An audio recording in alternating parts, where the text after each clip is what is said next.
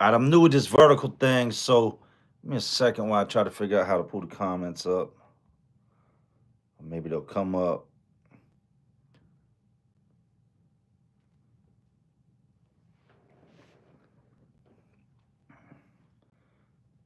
Give me a second. Why is it not showing nobody in here? Maybe that's the comments. Okay, there we go. There we go. There we go. I see you. Happy Saturday night, to everybody. Get to spend it anywhere in the world, but y'all spend it here with me, and I appreciate y'all, man. Mike Bumpus, salute. Axel Long Rod. Damn, what a name. Salute. Fetterman Jr. Damn D Mac. What up, Krupp? Salute Section 8 Vet. Cameron Brack. John Morgan with the membership. Hey, salute. Joe Kerwin. The guy with the face tat. Salute, man. D Jackson. C Shrey. CS Ray with the membership. Salute. Michael. I don't want to destroy your name. Salute. Obey the Big 11. Todd Hickox. Emily Torres. Freda Pelther. Producer Kalo, MJB Bass, been around for a long time. How y'all doing tonight, man? Thank y'all for showing up for this live stream so we can get into it. I usually go stream y'all, but I went straight with YouTube this time. Didn't feel like battling stream y'all, so we're gonna get right into it, man. I'm gonna let a couple more people get in here, and then we'll get into the nitty gritty of everything, man. Checking y'all's comments. Diesel with the membership, salute, man.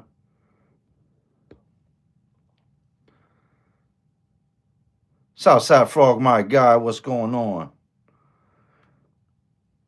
Rudy Triana from Berkeley, from New Mexico. I tell y'all this all the time, man. I love New Mexico. That's where I hope to make home. I have family out there. I have family here too, but I have more family out there. Really, all I've got here is like my family in the house and my mom. My mom. Everybody else, we're just kind of spread out, man. Give it about 2 more minutes, man, and then we'll get in. Long Wonder said you started the construction business again. We're gonna get into it. Stick around. About another 2 minutes, we're gonna get into it.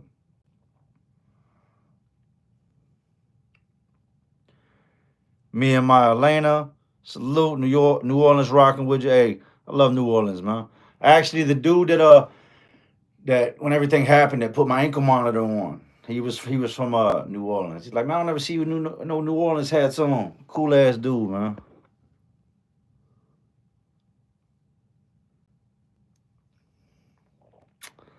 Uh, okay, we got John McGovern said, "What's good, Jay Jerry? Stand up, Jersey in the house. Another place I love. Y'all's water is terrible though. Now it's gamer. Yo, Jay, do you still talk to Lance? Or you guys totally done? No, we don't talk, man. But I wish him the best, man. I keep up with him. I still watch his stuff here and there. I'd be lying if I said, no, I don't watch none of Lance's stuff. That's fake, man. That's cap. Now I watch his stuff here and there. I know he was dealing with cancer. I know that he's in remission from what I understand, and God is good, man. But do we talk? No, we don't talk. But do I have any animosity towards him? No, not at all. He was going through something at the time, and that's what I draw from the whole thing. He was going through something, and he just was looking to lash out, and that's what we do in times that we get stressed like that. We usually lash out at the people we care about, and all is good, man. I hope he's doing well. Ramon in here from Santa Fe. 1 more minute, man. Justin Green calling off my house. Salute. Jordan Edwards, hey, salute. And Krupp, salute and happy birthday to your daughter as well, man. Ronnie Blue Eyes, happy birthday to my guy Ronnie Blue Eyes. YouTube Street, man. Y'all make sure y'all say happy birthday to Ronnie in the chat section. Hoop Throwback says, Joe J, are you an Eagles fan? I used to be. When I was a football fan, yeah, I was an Eagles fan. Now I'm just a hat fan. So you might see me in a Raiders hat. You might see me in a Carolina hat. You might see me like a lot of these are baseball hats. You might see me in an Eagles hat. Like, I'm a hats man. All right, so everybody wants to know Freda Pelter, Chester VA, salute to Chester. Everybody wants to know, am I back to doing construction? Or I got the business back up and running. I'm back to doing construction, but I'm not in business. I don't, there's a couple different ways to say this. One, no, I'm not in business for myself. Two, I don't want to be in business for myself. The opportunity has been talked about. But the guy that, and when I say I'm flipping houses for, oh no, it's his company. He's an older gentleman. He flips houses. I work for him. I don't, I was the boss long enough, man. I don't want to be the boss at this point in time. There's a lot that comes with that. Everybody thinks you just gonna roll in dough and that's how it's gonna be. That's not. That's not how it goes. Where's your wrench at, Ronnie? I didn't. Why don't you have a wrench? Y'all give me 1 second. That's not the way it goes, man. There's a lot that goes into being a boss. A lot of stress, a lot of lost sleep, a lot of time away from the family, and it wears you down. You see this, y'all? Look at this. I got a whole bunch of new gray up in this money. It wears you down, and I'm okay with being at a point in life where I'm good at what I do. That shows. Um, the man that flips the houses that I work for, he said that you're great at what you do. Why are you not working for yourself? Would you be interested in taking on side work? And if it's something I can do on a weekend, yes. Do I want to commit to having employees and trucks and having to watch everybody and feeling responsible for other men again? No, no. But rather than sit around here and, oh, woe me, woe me, woe me, I'm going to go find work. I'm going to go to work. That's what you're supposed to do. If you're able bodied, you go to work. You don't sit on YouTube all day talking about what you could do, should do. Go do it. And that's what I've been doing. I won't lie, it was hard. It was hard. I took a little hiatus from work. I got locked up. It is what it is. I went away, and then after when I first got locked up and I came out on bond, that was it. Construction was shut down. Well, that was September of 2023.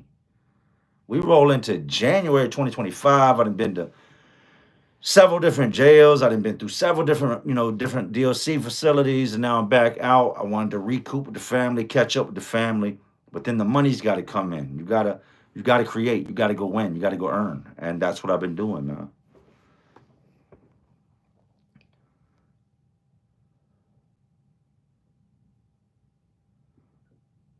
Annie KPC said, I'm making 75 an hour full time and don't have the stress of being a boss or owner of a company, and I'm okay with that. Taking home 2K a week after taxes. That's good money. That's good money. Latoya Fools, hey, salute and thank you. That's good money. And that's the thing. You don't always have to be the boss. Sometimes you just got to get out there, man. And I was the boss for a very, very long time. And I wasn't just responsible for the company. When something happened, one of the guys, and one of my biggest problems, let me state this. And to anybody that ever wants to run a company, I was told this a million times and I didn't listen.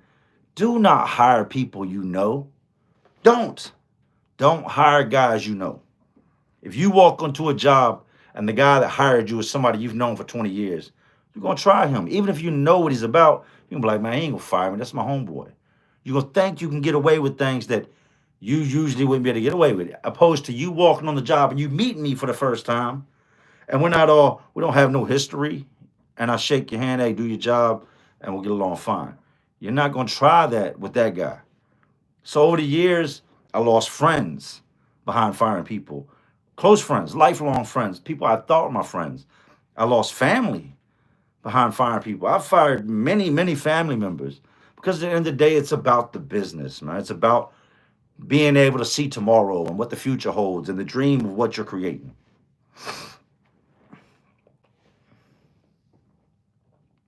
Provider, never work with or invest family. Absolutely.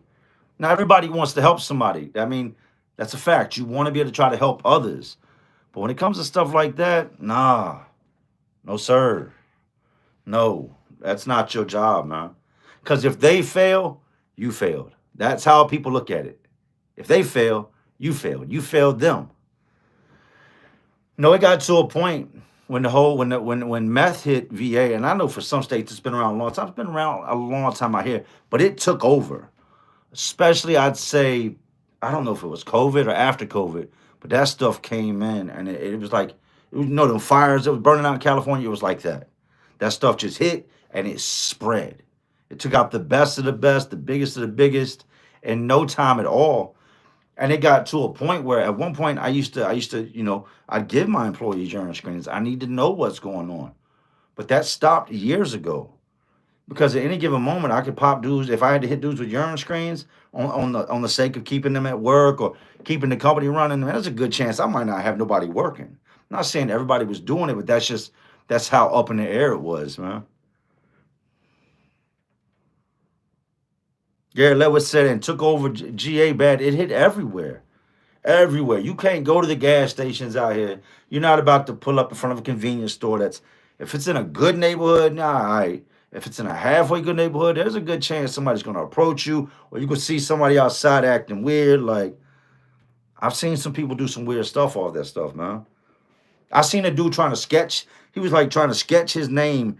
If y'all got 7-Elevens and a 7-Eleven window with a penny, was like literally standing there with a penny trying to like scratch his name into the window.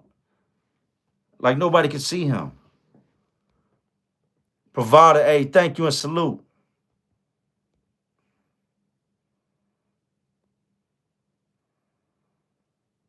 Low key BTX said it's been back in Texas for a minute, but it's getting worse. The same thing out here. But the good thing is now that with where I work, I don't have to deal with none of that. If somebody's got to get fired, you know what? I don't have to deal with none of that. If this guy don't do his job and he gets fired, he ain't mad at me. People always tend to get mad at the next person when they mess up, but he's not mad at me. Zane Till said, wear a Browns hat. I actually have a Browns hat. Bo Young, big salute from Florida to VA, real recognized, bro. Hey, thank you, and I salute you, man.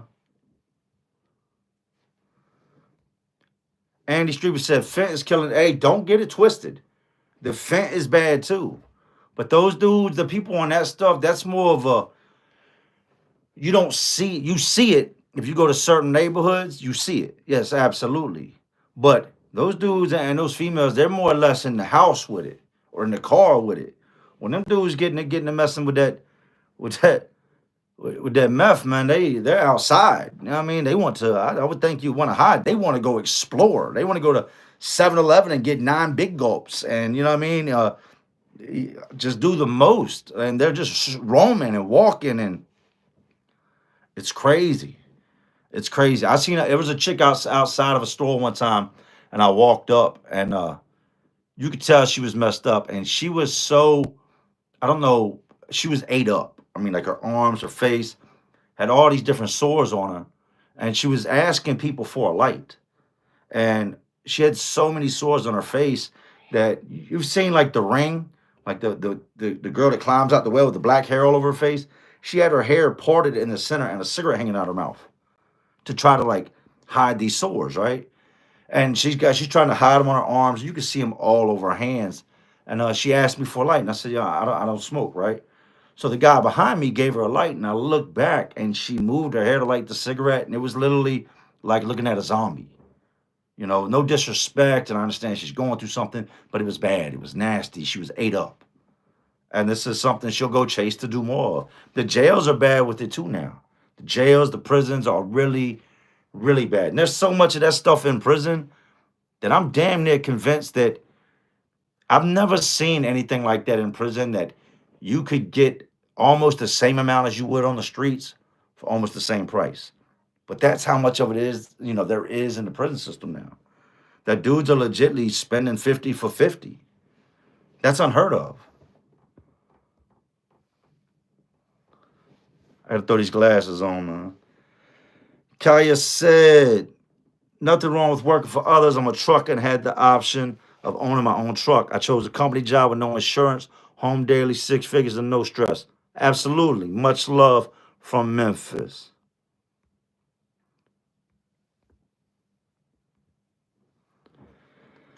So yeah, I seen that. I seen now these dudes all night long, right?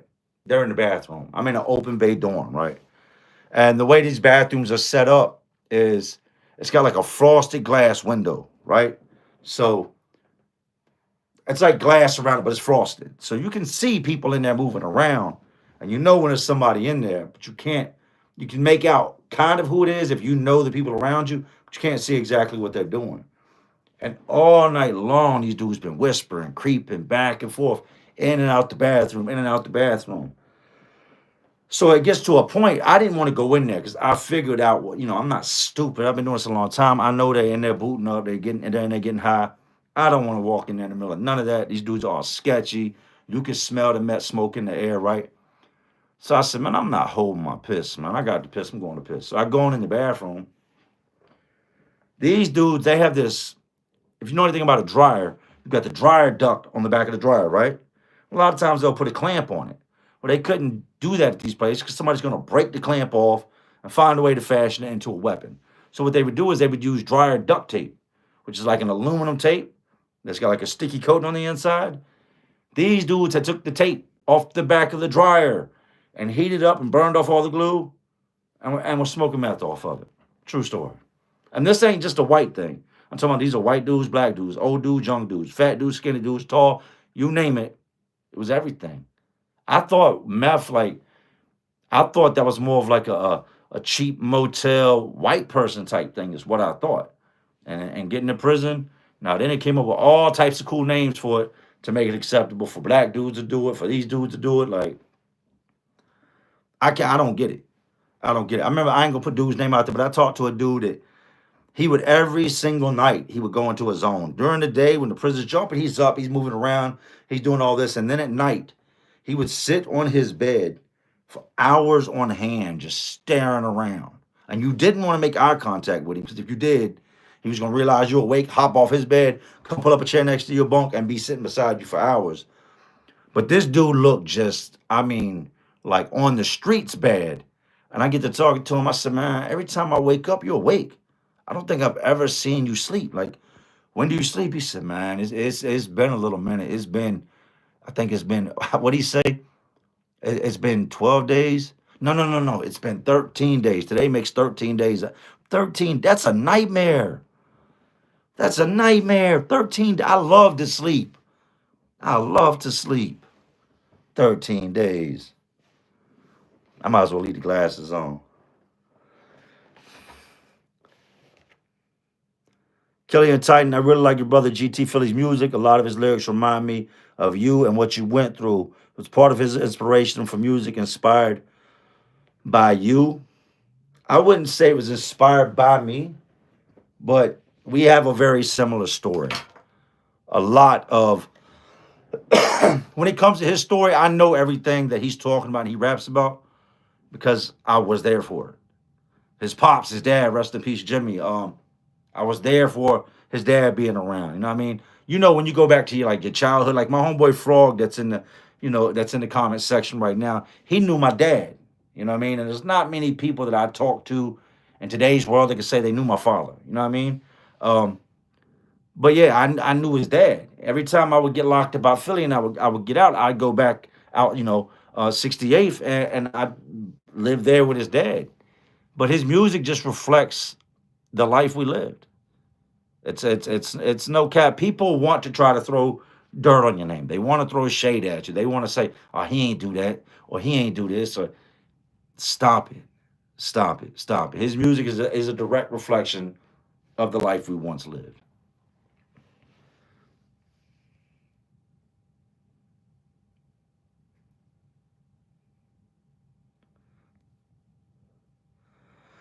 Dakota for 405. You ever been out to Oklahoma City or anywhere else? Oklahoma, yes. And I wasn't a fan. No disrespect to you or Oklahoma. I was not feeling Oklahoma, man. I went out there and we stopped somewhere, right? And this point I was still drinking. And this was around the COVID time, right? It was like 2021, 2020. And we were New Mexico bound. We was out Route 66 and we did all that. You know what I mean? Went through it all out throughout that way. Arizona, Oklahoma, Texas, Tennessee, and so I stop, and it was a Sunday, right? I stop at a store like you would anywhere else in America to grab a twisted tea. So I go in the store and I ask the lady, I said, I'm looking around and I don't see no twisted tea. So I look some more. I don't see alcohol at all. And I asked the lady, I said, where's y'all's beer cooler? And you know what the lady told me? Oh, you in the wrong part. This is God's country. We don't do that over here. You're gonna have to travel about 45 minutes that way before you can get you some alcohol. And it's the Lord's Day. We don't sell it. I'd never heard that before.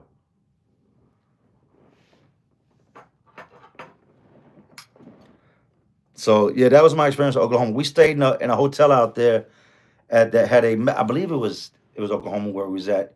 That had a medical dispensary next door, and the smell was so strong. It was overwhelming. Many to them, congrats on turning your life around, Jay. Stay up. Hey, thank you and salute, man.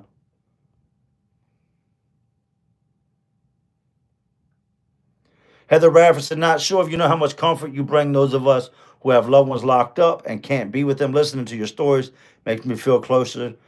Thanks for all that you do. Well, let me say this, man. Everybody's story is not my story. Everybody's experience isn't my experience. Everybody's not going to talk about it. Everybody's not going to remember it. One thing that makes me good at what I'm doing is my memory. It's the fact that I'm able to recall dates, names, times, events, stories more than I want to. Way more than I want to. Me and Philly talked about this. Because he was talking back about his pop's house and where he used to stay in Philly. And he was still locked up. I told him the address and everything. He's like, bro, we ain't been out there in 20 years. How do you still remember the address to my pop's house? I said, I don't know, man.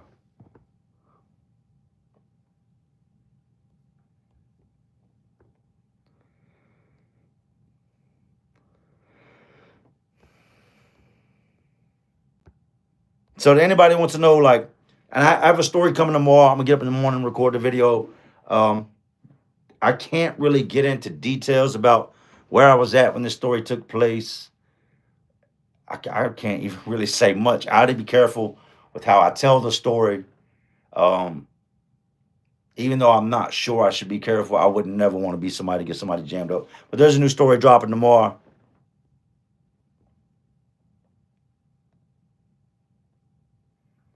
Y'all double tap the screen real quick, man. Run them lights up. Rule 190. All you gotta do is hit it. Pop, bam. Hit it for the 2 time. Hit it again. Hit it again. Somebody hit it. Somebody hit it.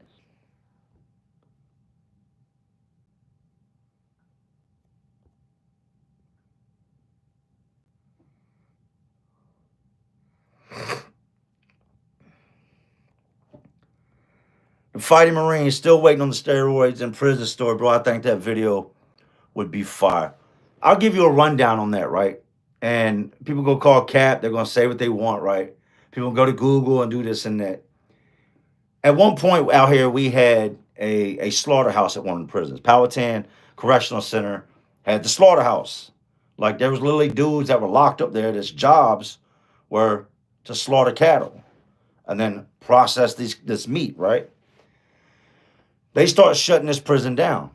And when they do, they got to ship all. This is an old ass prison. This is like something out of one of the movies. It looks like Powhatan is just the dungeon. There's a pipe that runs through the cell. And anybody's been there will tell you, this pipe gets so hot. No heat. So in the wintertime, that pipe, in the summertime, it sucks because it's already hot. But in the wintertime, that pipe will put off heat. And this pipe got so hot that you can literally take cheese sandwiches and turn them bitches into grilled cheese off this pipe, right? So when they shut that prison down, they start shipping these dudes. It's got a license plate factory, the slaughterhouse. It's got all types of stuff going on in this prison. Prison's a moneymaker, but it's old. It's like Shawshank Redemption old, and it's falling down. So they start shipping the inmates. We get an influx, right? They do what's called a dump. A dump is when you get a whole lot of inmates out of the hole and dump them off at another institute, or you get inmates that are problematic off the institute and dump them off somewhere. So they come through and they round up a whole bunch of inmates that are just problematic and they send them to a higher level. At this time, the place I'm at is a 3-4. So we get an influx of all these new inmates, right? Just different dudes of all different caliber. And the first thing I noticed about a large majority of these dudes coming from Powhatan, from the slaughterhouse, is these boys were big. Not to say we didn't have big dudes. We had monsters. Like monsters are real. Some jacked up jive ginormous type dudes, right? Like that have that build that you can only get in prison. You know, you've seen somebody like, oh, that's military. All right, that guy's a gym rat and he's definitely shooting D-ball. Them type of dudes, and then you see that guy and you're like, damn, when did he get out? Them type of guys. So I've got a homeboy. He's currently doing 56 years. Hadn't seen him in several years, and the last time I seen him, I'll say his name. I'm not gonna say last name. His name's Mike. Last time I seen him, he was little Mike, little skinny ass Mike from around the way. I run into him again. He ain't little Mike no more. He's Big Mike. He's same height, but this boy ain't. You see somebody got one of them necks to where when they go to turn their neck, they have to turn their body because it's too much muscle. The boy's got muscle in places he ain't supposed to have. Like you're not supposed to have a muscle in your armpit. There, you need a muscle in your arm, muscular ass fingers. Like so, me and Mike get to talking one day, and he's been in the better part of a week now. I've noticed that these guys coming from this prison are huge. Pause. And he says, I see you on your workout real heavy. I said, yeah, I got pretty strong. He said, you look good, you big, but you ain't big like this. I said, how'd you get that big? Like it's not in, some dudes got those genetics. I've seen dudes that ain't never worked out a day in their life, come out of weight power, take their shirt off, and look like an old action movie figure. Like this dude looks like he's just been training, like he just came home from the military and the guy ain't never done a push-up. Some guys got them genetics.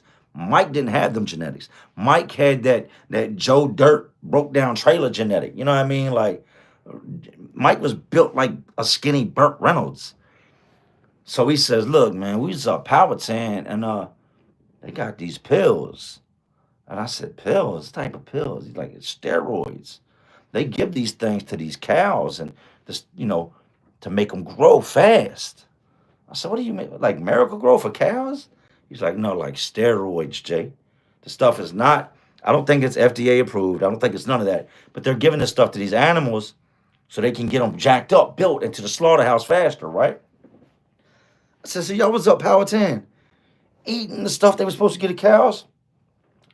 Yeah, we was. And that stuff worked. You see us? Look at us. We beefed up. I said, no. Yeah. He said, we're going to keep getting beefed up. I said, but you're not, hold on, man. So you're not there no more. You ain't still got that. He said, oh, I got it. He had taken bottles, and he told me this stuff come in big white bottles, right? He had taken all these bottles. And he said when they shut it down, there was just an enormous amount of this stuff left over. And they were stealing it as they're supposed to be giving the cow. Man, the cow don't eat it. I eat it, right? Not me, literally. But he says, come down to my cell. Now, at the time, they sold powdered milk. If you've been to prison, you know powdered milk is something, some commissary. I grew up drinking it. Not a fan of it. Don't want no powdered milk. But anyways, he takes me down to his cell, and he's got all these bags of powdered milk. And to the naked eye, it looks like powdered milk, but it's not. It's literally thousands upon thousands upon thousands of these pills that have been crushed up into a powder. The powdered milk has been emptied out the bag, and all these bags. How he opened them and resealed them without. I mean, I got a good idea, but I'm not gonna get into that. But these bags have been emptied out, and all these crushed up steroids they feed the cows have been crushed and put back into the bags. So he's not the only one. There's a lot of these dudes. These dudes are selling these like spoons of this stuff. And it got to a point where I was not going to take this. I can naturally get big without having to eat the ass of a cow. Like I'm not eating, I don't know what that is. When I wake up tomorrow, there's a titty on my back. Somebody's got some explaining. When I start growing udders, no, I'm not doing that. But other dudes started taking it. I seen dudes that were not supposed to be big get big. They still got them little skinny ass chopstick legs, you know what I mean, running around on drumsticks, but they got big. They got so big that it came to the guards' attention. The guards are looking like, I seen that boy 3 months ago. 3 months ago. And he was soft. He was Napoleon Dynamite. He was McLovin. Now you run across him and he's Sylvester Stallone in his prime. He's Jean-Claude Van Damme. It's bad. You know what I mean? So they couldn't figure out what's going on. They're testing guys for this. They're testing guys for that. And then there's always going to be a little rat that's going to take the cheese. Now, the cheese could be some free commissary. The cheese can be a heads up the next time you're going to get shook down. The cheese can be a lot of things, right? And then some dudes just snitch just to snitch. But dudes started telling them, man, these boys eating steroids from Powhatan that was meant for the cows. So then they started coming in and snatching up dudes. Some dudes were just big. That's because what they are.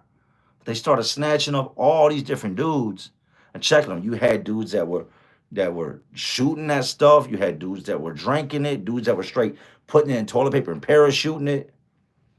And that's the story of the steroids.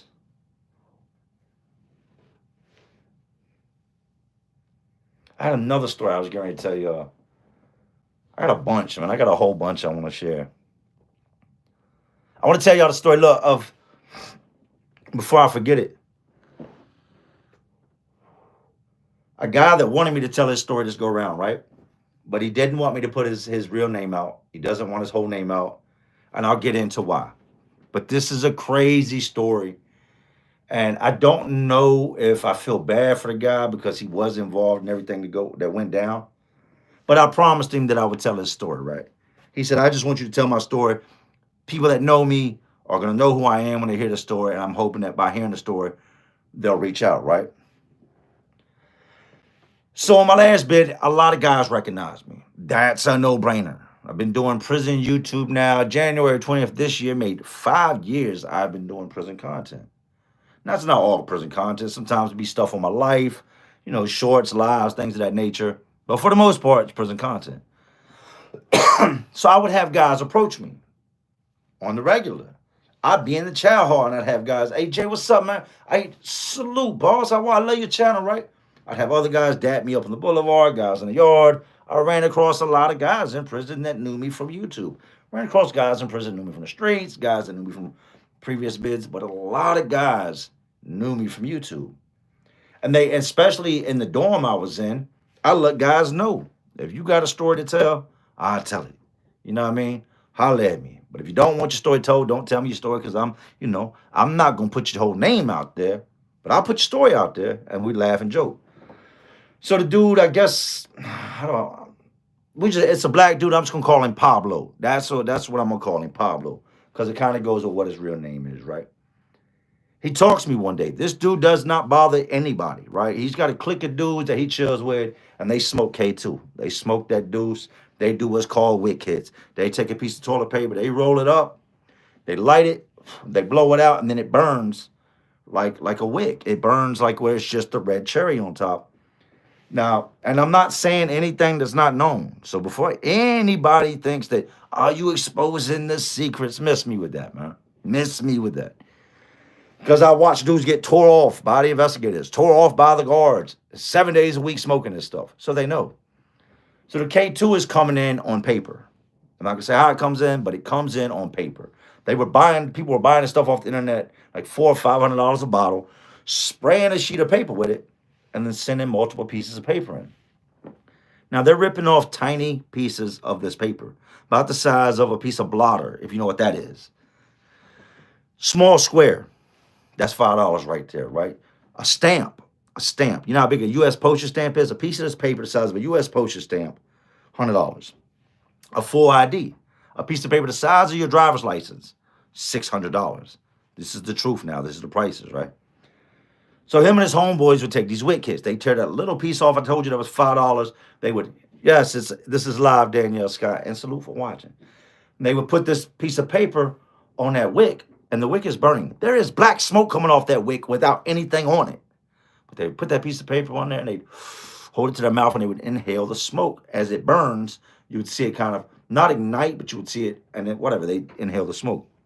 That's who Pablo hangs out as, all those dudes. So he overhears me talking to another dude, and the dude sharing a story with me and giving me the rundown on his life. And I can't remember where we were walking. We were walking somewhere. And he said, they were drug testing the whole building. So they were taking us all to another building to strip us down butt naked and then have us pee. So we're walking, and he says, hey, I need to holler at you. Now, I don't like when people say I need to holler at you, because in the past, that's always been bad for me. But this go round, I need to holler at you, wasn't really a bad thing, right?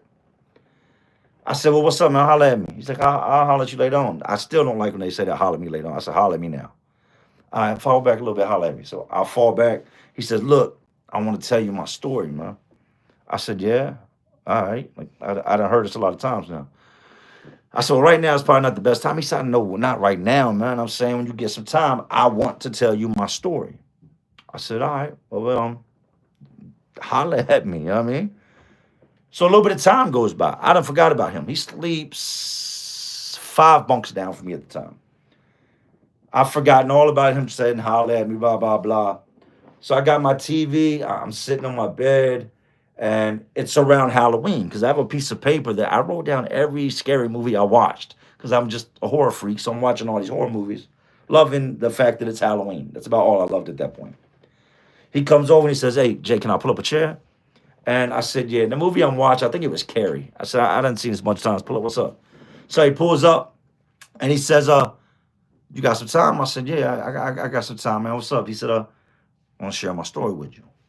He said, before I share my story with you, I want you to keep an open mind. I don't like when people say stuff like that either, because then the first thing that comes to my mind is you got some weirdo charges. What you mean keep an open mind? Like, he says, I've been locked up almost 20 years, Jay. Now I'm looking at this dude, he don't look 30 years old. Come to find out, he's 43.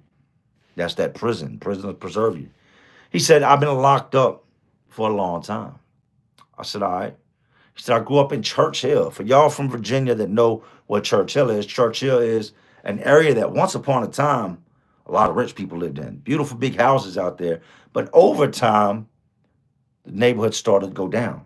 It's starting to make a comeback now. There's a lot of dope spots out there, a lot of prostitution, a lot of illegal activity takes place in Church Hill. You can go out to Church Hill and get anything you're looking for to this very day. But back 20 years ago, it was serious, right? So he tells me, he said, I ran with a group of stick-up kids, man. He said, that's just what we did. He said, I was raised by my aunt and my uncle. Mother was a dope fiend. Daddy was in prison. Didn't know either one of them. My aunt and uncle raised me.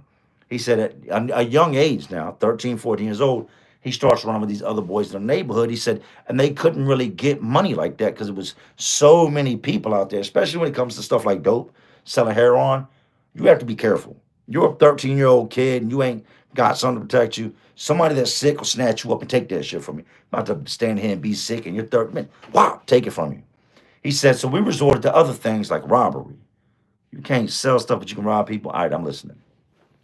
He said they would do this for years. He said they got jammed up here and there. All of them took the group home trips. All of them went to the detention center. A couple of them went upstate. He said you fast forward, he's in his 20s. He said he had just done his first bid, which was 3 years, right?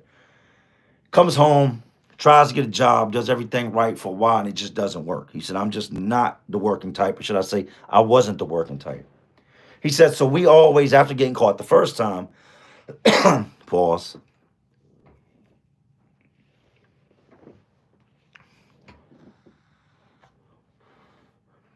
He said, after getting caught the first time, I vowed that if I was going to rob, I was going to stick up, I was going to do these things, that I was going to do it smart. That I was going to protect myself, that I was going to cover my face, that I was going to cover any tattoos I had, because that's what got me jammed up on the first one. The last one is my face. He said, so him and two of his buddies, they go to another block. Now, you got to remember now, many years have passed, he's in his 20s, and they go out there strapped up. He said he did not have a gun. He said the two dudes that were with him had guns. His job was to drive. He said, but all three of them put on black hoodies. All three of them put on masks. And they go to this other side of the neighborhood where they're going to jack these dudes, right? He says he parks on a side street. He said, Jay, I don't have a weapon. He said, I'm just sitting there. He said, a couple minutes goes by and I hear gunshots. He said, I'm looking around and I see my homeboy running. My homeboy takes his hoodie off, the mask he had on his face, and he went somewhere with it. He said, but before he got to the car, he no longer had the mask on. He no longer had the hoodie on. He gets in the car and tells me, drive. The other homeboy, these two dudes had gotten out the car and went up the street to rob these dudes and ended up taking the life of one of them right there in that corner. He says they take off. They take off in the car. He said he spends a couple blocks, goes down an alleyway and parks because he don't want to be out on the main roads driving around. And he said before he knows it, cop car comes down the alleyway, another one cop car comes down the alleyway, and they block him in. His homeboy gets out the car, runs, leaves the gun in the car. Here he sits in the car in a black hoodie. He's been took the mask off, but he's got the mask tucked down beside the seat. And now the weapon that was used in the shooting is still in the car. The dude that actually did the shooting, the other dude that was there when the shooting took off running the opposite direction. But the dude that actually did the shooting was just in the car and jumped out the car and took off running. So the cops get him. They lock him up.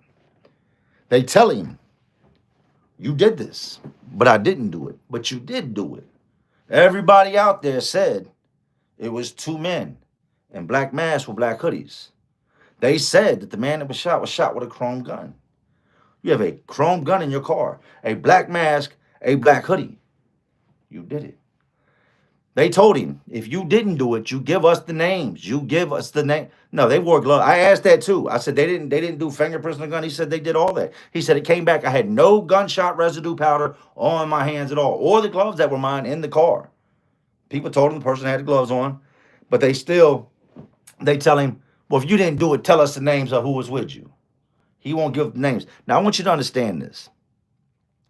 You don't have to be the shooter. If me and you go to the bank, and I sit in the car, right? And you go in the bank and somebody gets hurt in that bank. When you run back out to that car and me and you flee, guess what I just caught if we get caught? I caught every charge that you caught. So he won't tell them that who it was or who was with him. You know what I mean? They don't arrest either of the other dudes, right? He gets locked up, sent away on a life sentence.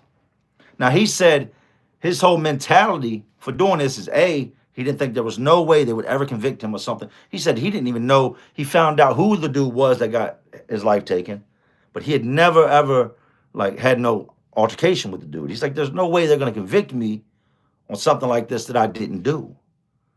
Now he admitted that he played a part in it. He couldn't deny you were in the car. You got a hoodie on that's all black, a ski mask in the car. One of the guys that was involved in it was seen running to this car. You had a male jump out and run out the car, right?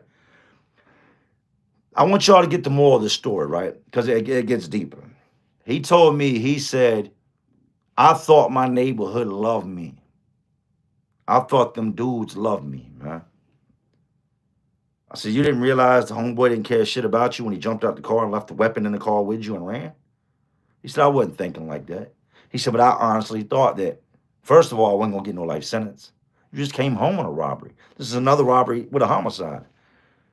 He said, they give me life, and I'm just thinking, I was a legend out there in the streets. Around here, I'm the man in these streets, right? He said, it wasn't a year, and I was forgotten about. My aunt and my uncle disowned me, stopped talking to me. Mother overdosed. Said his dad's still in prison somewhere. He might run into his dad at some point. Who knows? But the moral story is he gave his whole entire life up, protecting a lifestyle that didn't give a shit about him. Neither one of the dudes, he said, the two dudes that were involved with him that day, hadn't spoke to either one of them ever again. They went on about their lives.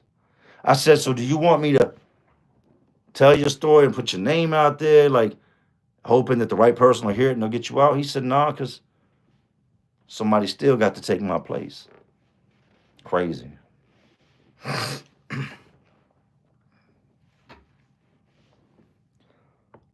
Andy Gray said the hood will never love you, just utilize you. That's a fact. But that's not just the hood. Let's get into that. That's not just the hood. It ain't just the hood that's gonna utilize you. It's life. It's life in general. It's people. The hood will do it. It's definitely known to be done. Something I learned, right, this go around, and I was a strong believer in the saying, money cannot buy happiness. You're right. You're right. Money can't buy happiness, but it'll damn sure make shit a lot easier. You know what I mean? The man with money is definitely not as stressed as the man that's broke trying to figure out how to get money. And if you don't disagree with that, then you've never been on both sides of the coin, right? There was a time when I had more money than I knew what to do with. And I thought it was a blessing. I got to be careful. I want to make sure I say what I mean what I say. There was times it felt like a blessing and there was times it didn't. That's a fact. When people knew that I was known to have so much money, my phone would ring, and in the course of me answering that phone, two more people would call. And every phone conversation started to become about money. So I would help people, right? I'd help people. And I would think that I did something good. And then the next phone conversation would be about money and money and money and money. It got to a point to where I started changing my number. It got to a point to where I didn't want to answer the phone no more. I didn't want to respond to text messages. And there was still a couple people sprinkled in that weren't calling about money, but it left such a sour taste in my mouth that and I understand people need help. But there's a difference between needing help and just wanting something. You know what I mean? A lot of people just wanted something. And the moment that I started cutting people off, my phone stopped ringing. That was that moment of it ain't just the hood that'll utilize you, people will utilize you. They'll use you for what they can get out of you. And when they can't get nothing out of you no more, they talk bad about you. They only remember the last thing you did. Remember that now. They don't remember everything you did prior to this. None of that matters, right? You give them $1 million and they go trick up the whole bag. The whole $1 million is messed up, right? And then one day they call you for $20 to go get some McDonald's. And you tell them no. And now you're a piece of shit. Now that $1 million don't mean nothing. I bought 5 cars. 5. When I blew up on YouTube. For other people. For other people. Only one person still has the car. Crazy. Crazy. And 3 of those people I no longer even talk to. And it's mostly behind money. Johnny Wilson said, they'll certainly remember what you didn't do. That's a fact. That's a fact. Hey, look, I had a homeless dude that every day I would get off this exit. We got this exit called Chippenham. And I would come off Chippenham, and I'd have to stop at this stop sign on the street called Hall Street that I used to live on. AZ, it's a big salute to my guy AZ. I'd have to stop, and every day there would be this homeless dude standing there, right? And he didn't look all junkied out. He looked like he might drink. You know what I mean? He definitely came off as the type that was going, be staggering by the end of the night. But every day I would see this dude. If I had cash on me, and I usually did, I'd reach down in the console. I'd give him a 10, give him a 20. There was times I gave the dude a $100 bill. It's not boasting. I'm just telling you the story. And I did this if I came off that exit, there's no telling how many times I gave this man money. Like, we're probably talking well over 30 times, maybe double that. I don't want to exaggerate, so I'm just going to say 30 times. And I remember I pulled up one day, and I was on the phone, and this guy's looking at me, and he's walking towards my truck. And I look at him, and I nod at him, right? I didn't have no cash on me that day, and I'm on the phone. So he starts knocking on the window. And I'm looking at him. I said, yo, I'm on the phone. I'm pointing at the phone. I'm on the phone. And he knocks on the window some more. And I said, yo, I'm on the phone, man. Like, what is you doing? And he knocks on the window again. And I roll the window down. He said, how many times am I have to knock on your window for you to give me some money? I said, I ain't got no money. Man cussed me out and walked off. Forgot them other 30 times that messed his blessing up, man. Lake, I don't know how to say your name. What's going on? What's this nice talking about? Just everything and anything, man. Just open panel, just talking. Yes, yes, that is by the Haynes. That's exactly where it's at. Yes, backtracking. Yes, so you know what I'm talking about. When you come off the exit right there, you got to come down and stop, and you got all the people that are out there all the time. It's usually the same little dude you'll see all the time standing right there at that stop sign. That's the one. That's exactly where it's at. The Haynes, when you come off Chippenham on the Hall Street.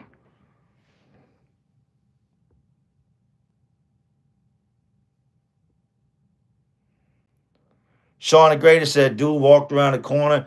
That's crazy. I hopped in his BMW. Got a story for that too. Now I told you I got stories for days. Me and my wife go to a Walmart one time, right? And she's in the other room. We go to this Walmart one. No, actually, I take that back. We're at the mall, Chesterfield. We're at Chesterfield Town Center, and we're walking across the parking lot. And there is this white dude, probably 6 foot tall, looked like he might have somewhat been athletic at some point. And he's walking up to random people, and it's around the holiday time, right? And he's asking them for money. And he hits me up with the everybody's got the story from how they're out of town, or they got the wife and kids in the car. You all have heard it. He hits me with the story. Bro, I'm not from around here. I came down to party with some friends, got separated from them. My phone got broke. I'm out here and I'm struck, man. I ain't got no money. Woke up, I don't know where my wallet is, my ID. I ain't got no money to get nothing to eat. Can you help a man out? So I'm like, damn, that's a good story right there, right? I said, yeah, I got you. Reach in my pocket and I take out like $20. Here you go. Grab yourself something to eat, man. All right, bro, thank you. We going inside the mall. As we're coming out, I see this dude cutting across the parking lot, and I'm thinking he's leaving the parking lot. I'm thinking he's just walking off. There's a lot of cars at this mall, right? I watch him walk up to a Dodge Challenger, and not just any Dodge Challenger, a beautiful Dodge Challenger, Scat Pack. That's an expensive ass car. Takes his dirty ass shirt off. He's got, just a dirt. Look like he had a rough night. You know what I mean? Like he's straight from the hangover. Takes his shirt off, throws it in the trunk, and grabs another shirt, puts it on. Boop boop. Drives off. Now I'm feeling suckerish. I feel like you played the shit out of me, right? How many people did he do this to this day? So we fast forward like 2 days, right? And I went to the mall that day to pick up some hats. And they're like, look, the new hats ain't coming. They'll be in on this day. So we go back. I pull up, and there that dude is. Mind you now, I'm a little irritated you played me. You know what I mean? We seen walking in the parking lot. He don't even, and here's the crazy thing. These dudes will ask you for money and not even remember that you gave it to them because they deal with so many dudes, right? They deal with so many people giving them money on the daily. I see this guy, he's cutting across the parking lot, and yes, I messed this hustle up. And he goes up to this black woman, older black woman, like she might be a church woman, nice woman. Hey, ma'am, how you doing? I tell my wife, hold on. She said, Jay, don't. I said, hold on. And he's in the middle of talking to her, and I'm walking up behind him, and I walk up and I say, how you doing? And I put my arm between him and her to create some distance. I said, don't give him the money. Nah, don't give him the money. Dude's a liar. See that challenge over there? Yeah, that car? That's his car. He got me the other day. And she looked at him and said, shame on you. I turned and walked off. And you know what he did? Boop, boop. Nah, the gig's up. Can't do that here no more. I went and got in his car and drove off. You ain't about to do that. You got me. Y'all seen the ones that play the violin, but they're not really playing the violin? It's a Bluetooth speaker, and they got the phone in their pocket, and their phone is Bluetooth to the speaker. A lot of y'all might not know this. Everybody, I'm sure y'all seen it. The people out there, and they're playing the violin. You're like, damn, she's nice. Look at that big-ass Bluetooth speaker. It's another scam. I got God.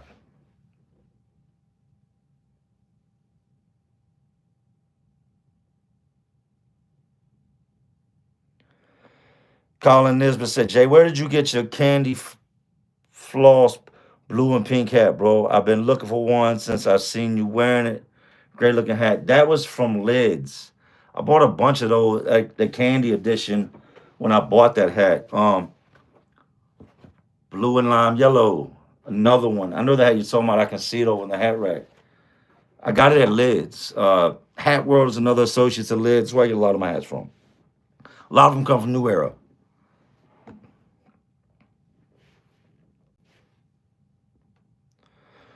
Moody Rose, AOG, shout out to you. Been watching you for years. Big salute to you. Thank you, man. And salute. Modest Mouse. How many hats you got? I don't know. I do not know. A lot. A lot. At one point, I just gave a bunch away. I'm more New Era. I don't like Mitchell and Ness for my heads. I have a big ass head. And Mitchell and Ness has the skinny brim, you know what I mean? And they have the low hats for the little forehead guys. I don't do Mitchell and Ness. So I had a shit ton of hats that I got rid of that I looked out and gave to somebody. But if I had to guess right now, um, probably 250, 300. That's just it could be more. That's just a rough guess.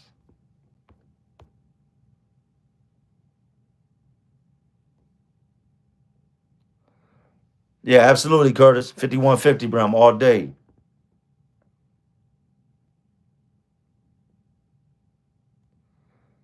Casey Moore, what's good, Jay? Oh, damn it. Been watching you since you used to do your vids in front of the car in your garage. I guess long ass time ago. We still had that time we had the BMW 528i. And yeah, I did videos in front of that one. The white marquise, the flip flop marquise. Had a lot of different cars throughout the years. None of that means nothing, man. Amazing thing. Hey, thank you and salute.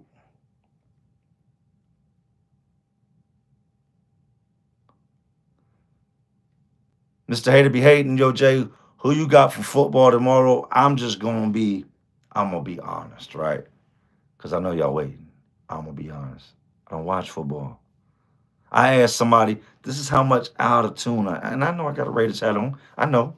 This is how out of tune I am with sports. I asked somebody the other day, who's going to Super Bowl? Who you think's gonna take it? Who's going? And he had a whole conversation with me like, I ain't, I just wanted to know who was going, man. I ain't kept up with nothing. I used to love football. I used to love football. One of those things prison took from me and destroyed. Staying out the way, Trey. Big salute, man. Thank you.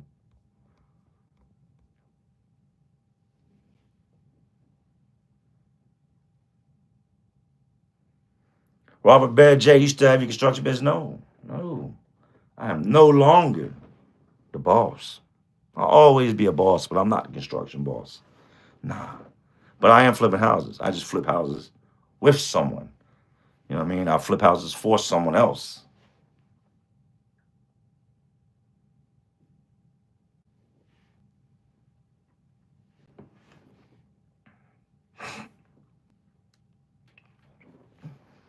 Staying out the way, Trey. Your name. It took me a second. Ever since I seen your name, um, I was trying to figure out where I knew the name from. My guy Feezy, Bill Feezy. Y'all make sure y'all check out Feezy. Hit me up the other day and mentioned you to me. Hit me on the gram, man. Jay, let's live life on the gram.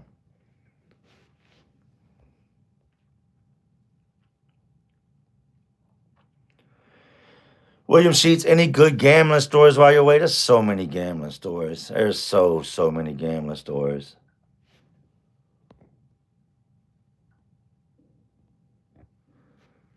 Andy Street PJ, what's your favorite pizza?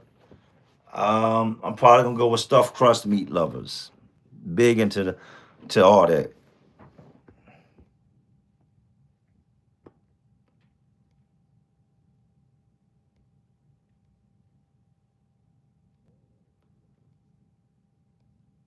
Reading y'all's comments, man. Bear with me.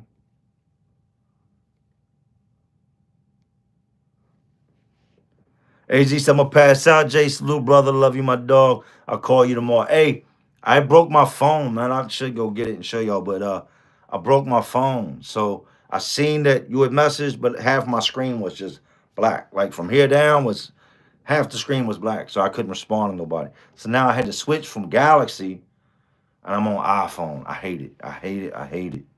Get yourself some rest, AZ. Much love, my brother. Oh, I'm glad you asked this, Ryan Johnson. When we get more of those MS-13 videos, G, appreciate your work. I'm glad you asked that because I actually have. I was thinking this earlier. I completely brain fogged out, and a story I wanted to tell y'all. All right. Check this out.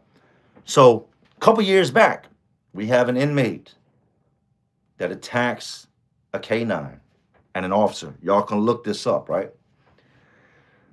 There's a fight taking place, like four dudes. Guards see the fight taking place. MS-13 dudes are hopped on this dude. and they're messing his ass up. Well, they got one dude that's standing by that's kind of like he's the big homie of these dudes, watching them get busy on this dude. And they're hitting this dude up with the knives, right? These guards come. The K9 comes. They jump in there and they start trying to save this dude that's being attacked by these MS-13 gang members. Sad outcome.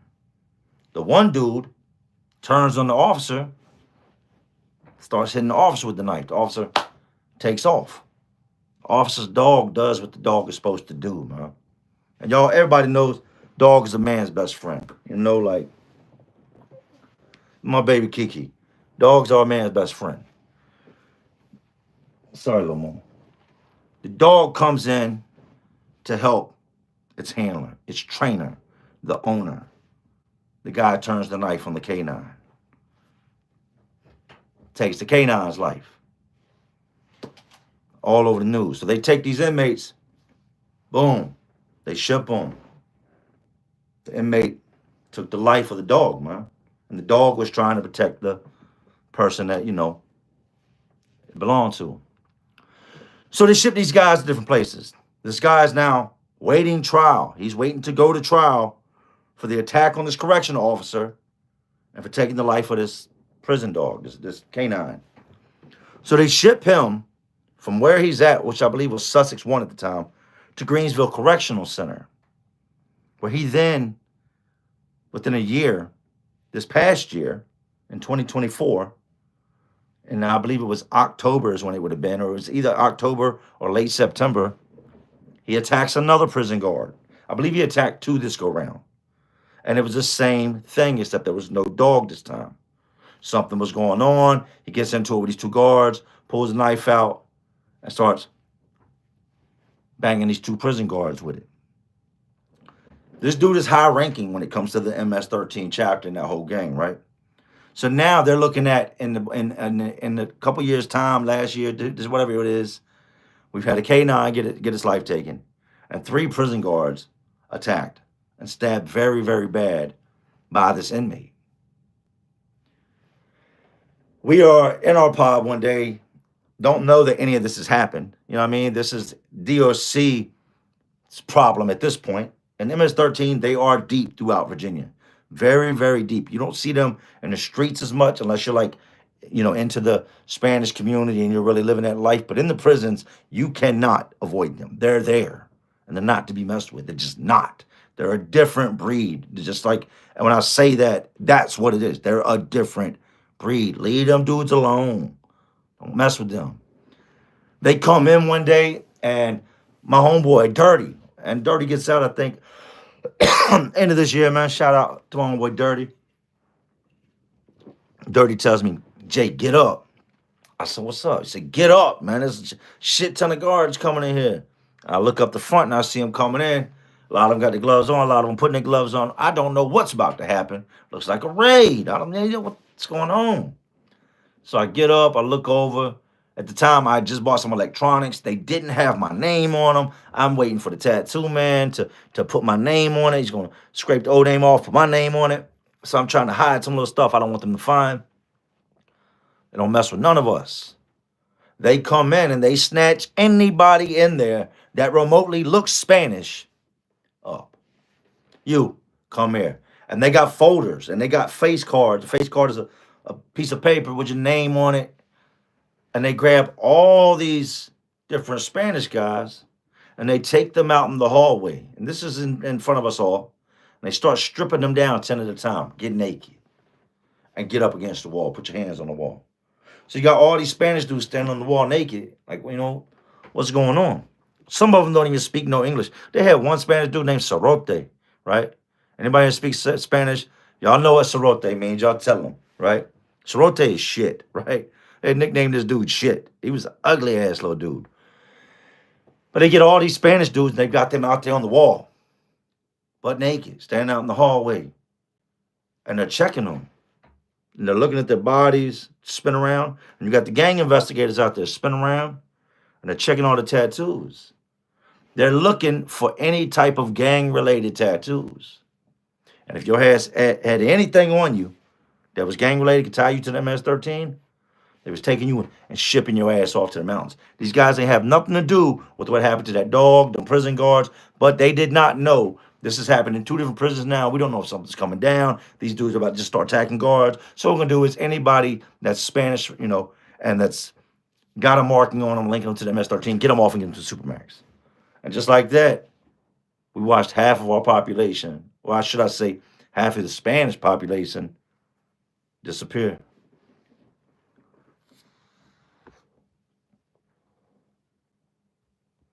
Sarah Delgado, hey, salute and thank you for checking in. See, there's a lot of MS-13s, man. A lot of it's not just MS-13s though. There's a lot of other Spanish gangs floating around, and I will give them.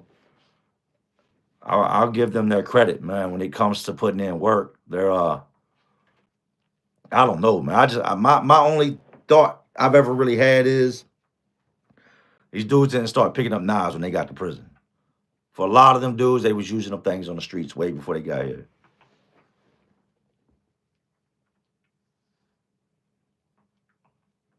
NZ Punisher, salute.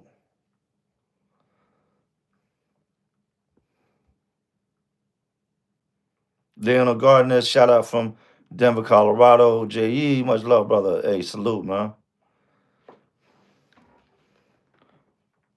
Planet Pizza, hey, bro, thanks. I used to get smashed on alcohol and try to fight in bars. I appreciate you keeping me sane and not going to jail, man. I'll be the first to tell y'all. I give great advice. And I always followed my advice until I didn't follow my advice. And you know what happened the moment I stopped following my advice? My dumb ass went back to prison. Facts. Facts. That part. So what I do now, I make sure that anything I say, anything that comes out my mouth, I stand on and I live by. You can't make me out to be a fraud. You can't say that, I am human, man. I wish I was this guy that was not human, that did not slip, that did not make mistakes like everybody else in this world. I wish I was that guy, but I'm human. I've paid for my mistakes. There was a lot of things said about me that weren't true. There's a lot of things said about me that weren't true, but then there was things that were said about me that were. You know what I mean? Like as far as like a lot of it was just it was hate. A lot of it was a clout grab. A lot of it was, you know, people looking for views. And been in this game 5 years. Never been my thing. Me, I ain't got to do that. I don't have a problem. But I get why people do the things they do. But I learned from it. I grew from it.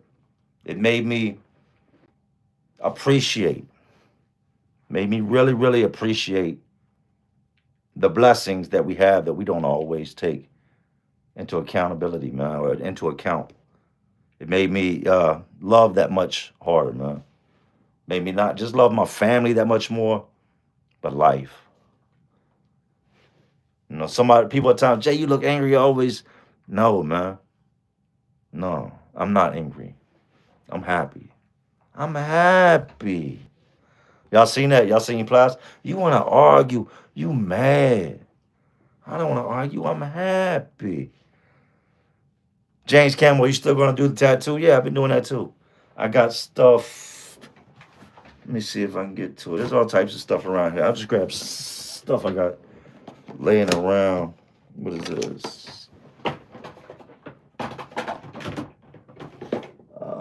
Bear with me. Let me see. I will say this, man. I was not really I was not expecting the tattoo guns to be what they are today. I just wasn't. I'm used to using the old, and I should say machines. I'm used to using the old coil machines. You know what I mean? And I'd rather have a rotary, but that's what I was used to. And then they started making these. This is just a pin that's got the voltage on it.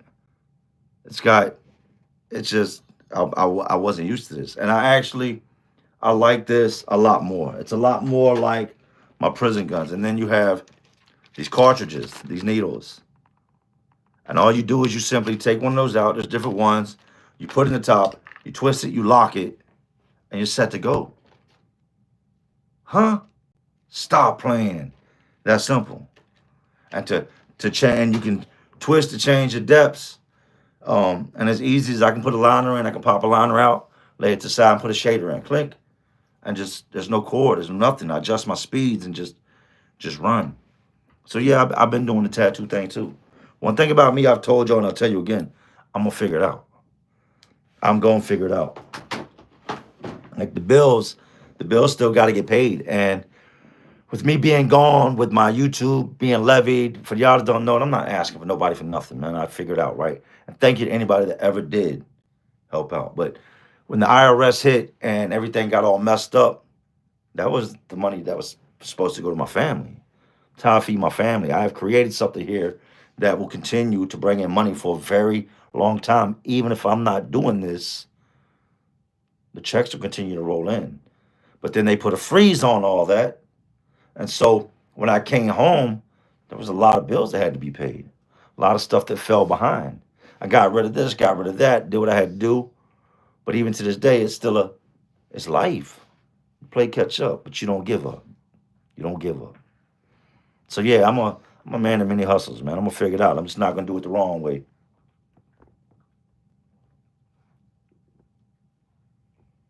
Mario Manis said, "We only human." Jay Williams, let's live life.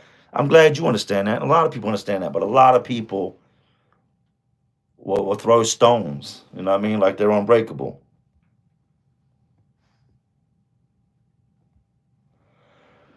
Sean the Greatest said, "Are you still on parole or are you free and clear?" Now I'm on probation.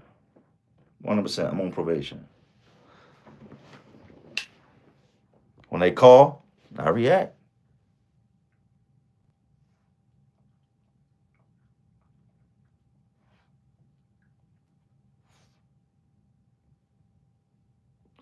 Y'all run them lights up real quick, man. I gotta get back down to the bottom of the to the chat. Y'all double tap the screen. Let me see you double tap the screen real quick. Sam Herschler, are you still going to be doing the construction industry? I'm working construction. Not for me. And I'm okay with that. I don't bring my work home no more. I'm not stressed. You know, I get off, I go to work early every day. I still take my kids to school and I get off in time to pick my kids up. That's the arrangement we have.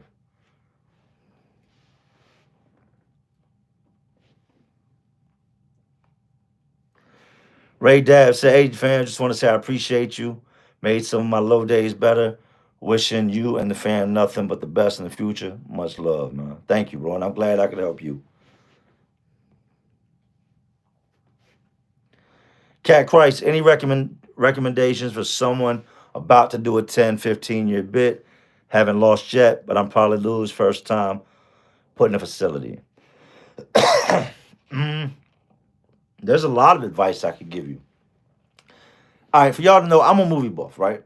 And this all plays into your question. I'm a movie buff. I love movies. Horror probably being my favorite genre. Ain't no probably to it. It is my favorite genre. I like cartoons too. I didn't get to watch a lot of cartoons coming up, so you'll still catch me watching some cartoons, right? Some Courage the Cowardly Dog, something like that.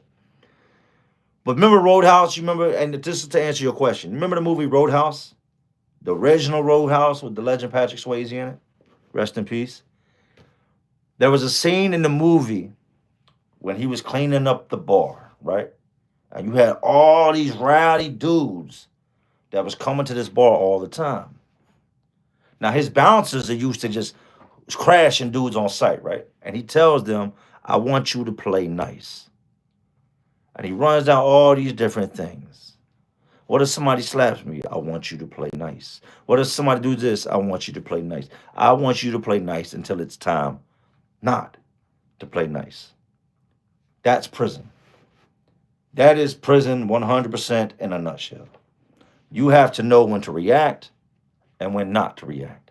If you react to every single thing that you think needs to be a reaction, you're going to get yourself hurt real bad.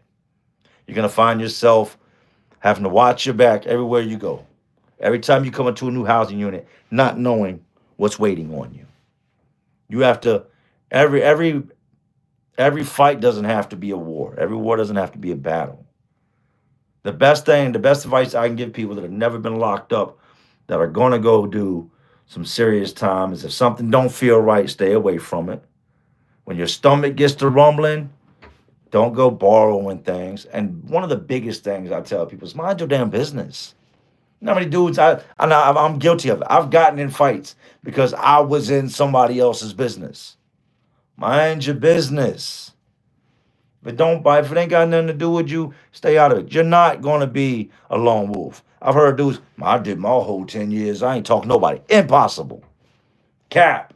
Cap. Big cap. Whole closet full of cap. You lying.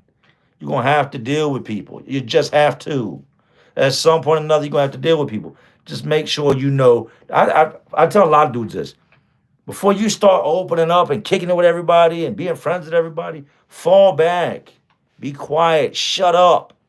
And just watch your surroundings. Do that for a week.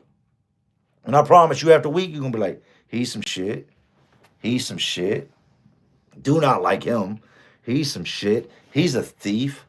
And just being quiet for a week, you'll find out a lot about people. And you'll also find out in that week, that's a good dude right there. Those are decent people. Remember this also. If you attach yourself to weak people, you're going to be seen as weak. If you go in there and you get with the dudes that are already being preyed on and picked on, come on, man. It's a no-brainer. You're gonna end up as one of them.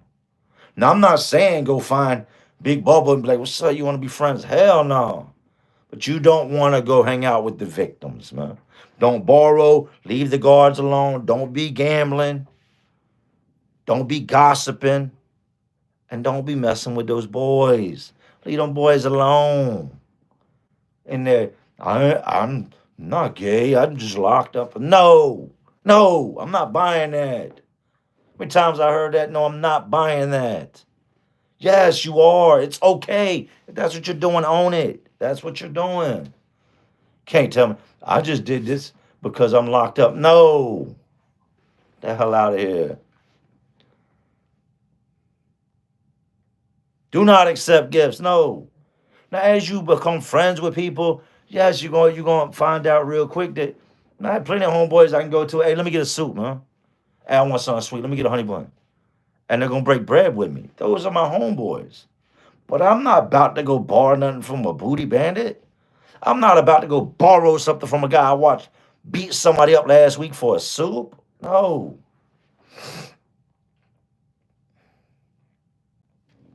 Albert Garcia, what up, Jay? I just discovered your channel. I've been binge watching your videos. Keep up the great work. Thank you, and welcome aboard, Albert Garcia. But here's the thing. Here's the thing, man. Uh,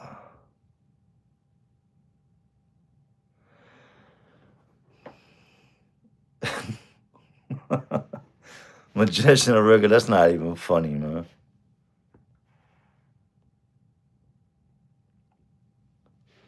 You're gonna do the time. And I'm not saying you're gonna do it. If you get convicted, you're gonna do the time. I was saying, here's the thing. I had a brother-in-law, right, named Josh, man. He's passed away now. He did 6 years, got out, and within a couple months of being out, uh, he lost his life, right? Anyways, I remember after I did the 10, I came home. And I was known for doing time. I'm not no punk in the streets. I ain't no slouch. You can say what you want. I'm none of that. You know what I mean? I'm not the one. Leave me be. Leave me be. Like, don't just go on.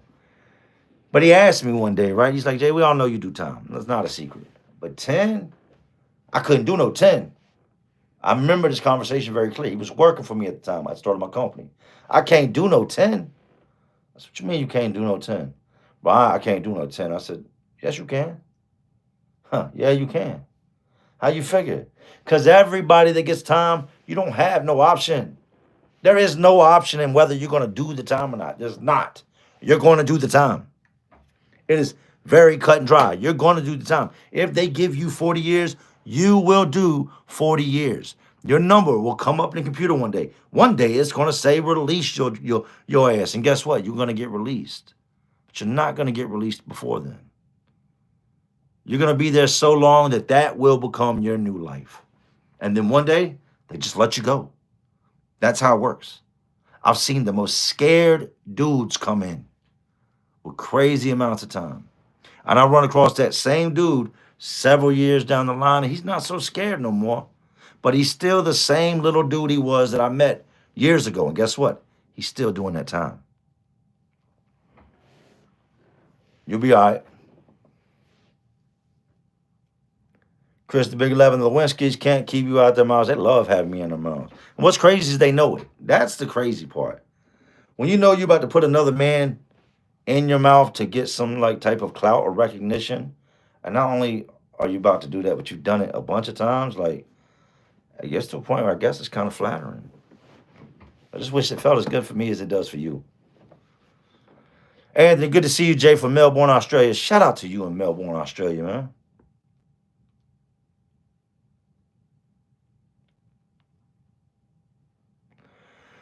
Jay, your opinion on the movies Blood In, Blood Out and American Me, real quick. Classics. Classics, both of them. American Me that was next level. Blood In, Blood Out, same thing. I got both of these. I still got DVDs. We'll still buy DVDs at the $5 bin at Walmart. Both of those are classics, man. But that's not how prison is. There's some parts of that is, but you got to think that was a different time. Even from when I first went in the early thousands to revisiting in 24 for my brief stay, everything has changed. It was much worse. You know what I mean? Like, in my opinion, back then, it was much worse. You had a more serious caliber of dudes coming off the streets. A lot of these dudes going to prison now, they're shooters. They're shooters. They're there because they're scared to begin with. You wouldn't fight that man, so you shot him. And all he wanted to do was put the hands on you, so you shot him. Prison is full of those dudes. Those dudes have always existed. Even back in the Western days. Pow, you about to punch me in the face. But the streets are really full of those dudes now. a lot of stuff you see on the news started as two people arguing. Dude, when I see him, was open hands and pow. You know what I mean? And that's what happens. But back in the early thousands, the 90s, you still had that, but you had dudes that was really doing them hands, man. That would put hands all on you. There was a lot more dudes that were about that knife play. This go around, you take them guns from them dudes, and it's like, for a lot of them guys, it's their first fight ever. They get in their first fight ever in their life while locked up. But if I had to pick out of the two, Blood In or Blood In, Blood Out, American Me, I'm gonna go with Blood In, Blood Out, man. And not taking nothing from American Me, classic. But I'm definitely gonna go with Blood In, Blood Out. Colors was dope too. Remember what he said? He said, "Why run down the hill and all of them when you could just walk down there?" Kicking it with K, are you going to collab with other YouTubers like prison content or other? Yes, I've already got stuff. Damn, that message was gone. I've already got stuff set up. Yes, indeed. I'm just going to be more careful of who I deal with. That's all. Men's Society Classic. Disconic, what is your intro song? That's my song. That's actually part of that song, and the making of that song came from Naruto, from an episode. Like the little part of it was, I want to say, I can't remember, was it slowed down or sped up? Well, anyway, when I first started my channel, man, I downloaded this app. I paid for the app, wasn't very much money, and they had all these different, as I created my intro, these different melodies. If you go back to the beginning, man, I messed up so much when I first started YouTubing. I'm playing this rapper in the beginning, this rapper, and then my video, I take off and all proceeds go to Drake. I take off, all proceeds go to Rick Ross or Eminem. You know what I mean? Like, I learned real quick that you can't play people's music on your video, intro, whatever, unless they're not signed. Like Tom McDonald, dudes like that, yes, you can rock their music, and they're not going to come after you. But the big labels, yeah, they done seen a couple dollars off my intros, right? So I started looking into my own intro, inventing myself, something that was going to make me stick out. When it comes to YouTube, You've got to have something that makes people recognize you without seeing you, whether it be a catchphrase, a jingle, a tune. So I'm creating my intro, and I have literally gone through hundreds of different melodies when I come across the one that would eventually become the one that's for my channel. I send it to somebody. I say, yo, what can you do with this, man? And he's like, I like it the way it is. I said, I don't. And I think we slowed it. No, we sped it up. That's what we did. We sped it up. I said, change this. I like this.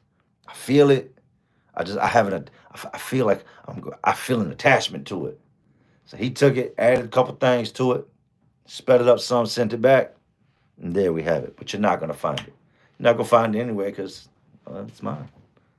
But you're welcome to take it and do what you like to with it. Smash thoughts on Wes Watson. I don't have any, man. I don't. I've seen bits and pieces of what's going on.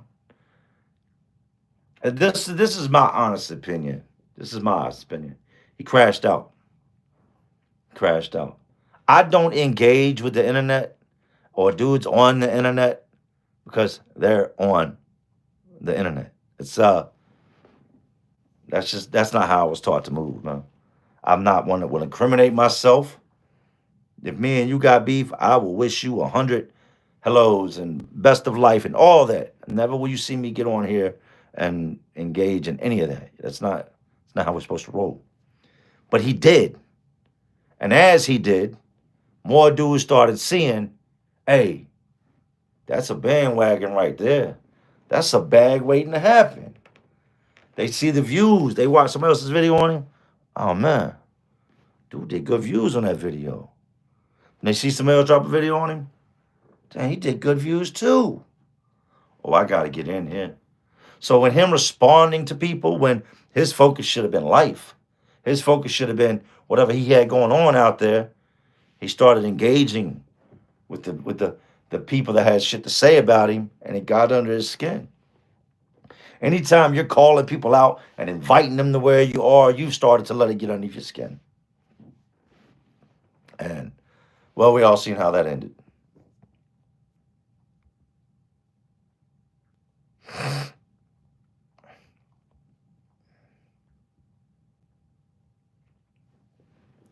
Jerry Griffin, are we not getting tattoo content? You will.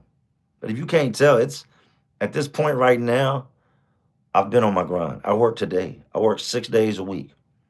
Sunday I spend with the family. Tomorrow we're gonna hit church. Um, yeah. I ain't been to church in a minute.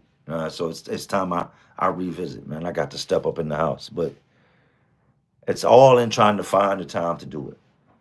And also with the tattooing, and I ain't got to say the person's got to be on camera because you can do the body part, this or that. It's just it's coming. All good things come to those that wait, man. That's my word. Johnny Wilson said he was scamming people though. Hey, I'm not saying I never said people were wrong for calling him out. I never said that. You know what I mean? If he was scamming people, oh, you're gonna get called out. If you're doing people dirty, yes, you're gonna get called out. But what happened was is he fed into what was being said about him.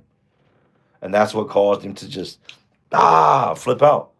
That and if I had to guess, a mixture of the things that got his ass so big. Because that shit is not natural.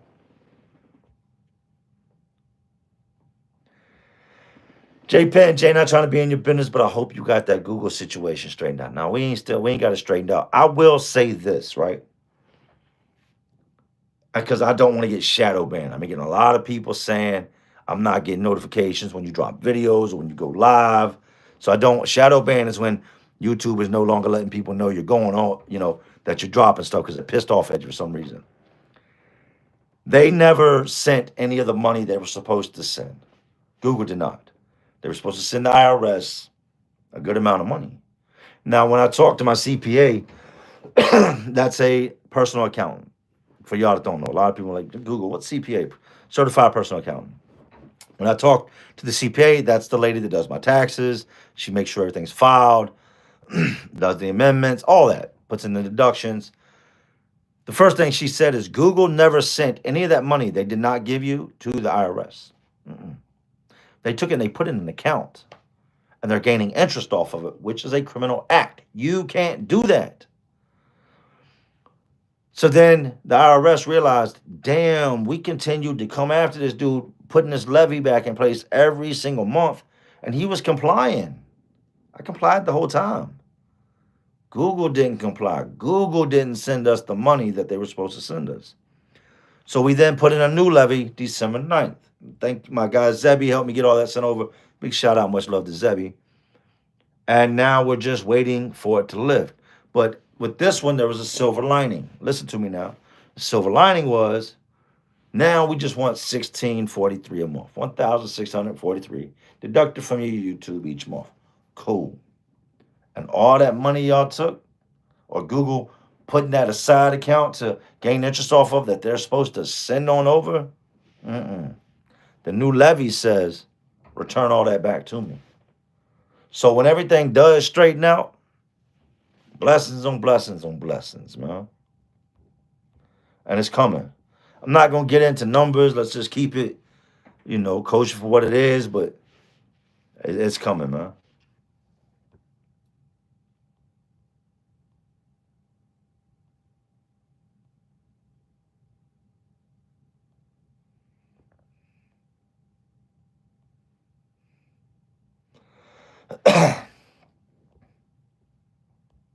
See, a lot of people saying they didn't get a notification. I think that was from last time. One of the times I got in here and I spoke on Google, I'm like, damn, I shouldn't have spoke on Google. You don't do that. You don't get on there talking about the boss.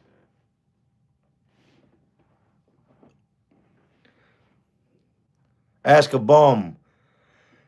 First of all, salute. Is Richmond as bad as Philly? No. But there are parts of Richmond, like anywhere else, that you just can't go if you don't know somebody around there.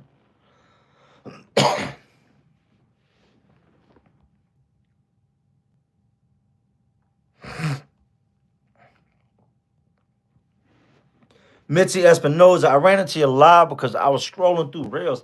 You know what? I'm happy you're here, Mitzi Espinoza. So while you're here, make sure you hit that like button. If you like the content, go ahead and subscribe. And if not, maybe you'll run across me again while you're watching Reels.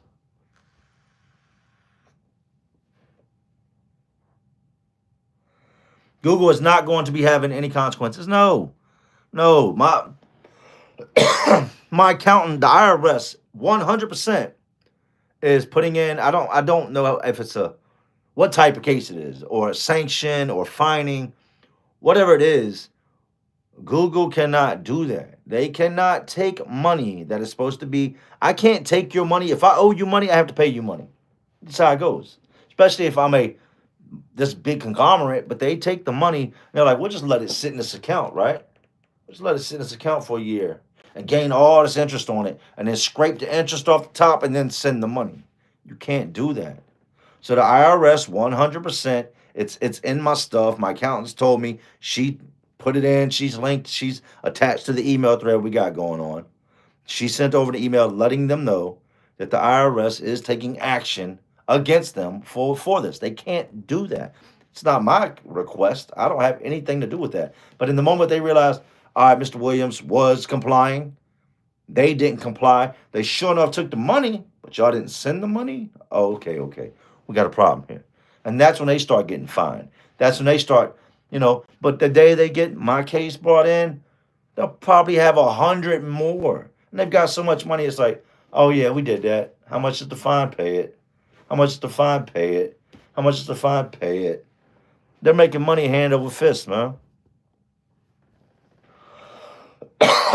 Andy Strebe said, Philly is Philly is dirty as hell.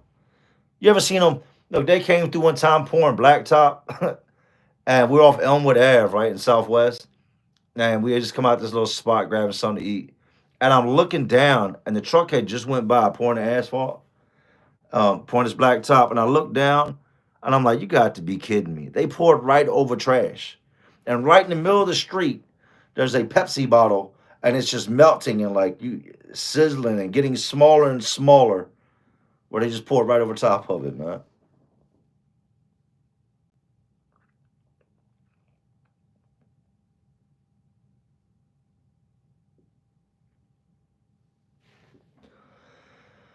Modest mouse, a stoic, a person can endure pain or hardship without showing their feelings or complaining. That is something that is learned. That's something that you come to learn to do while incarcerated. That's just the God's honest truth. I've got small kids that live in my house, right? And it gets crazy sometimes. It gets crazy.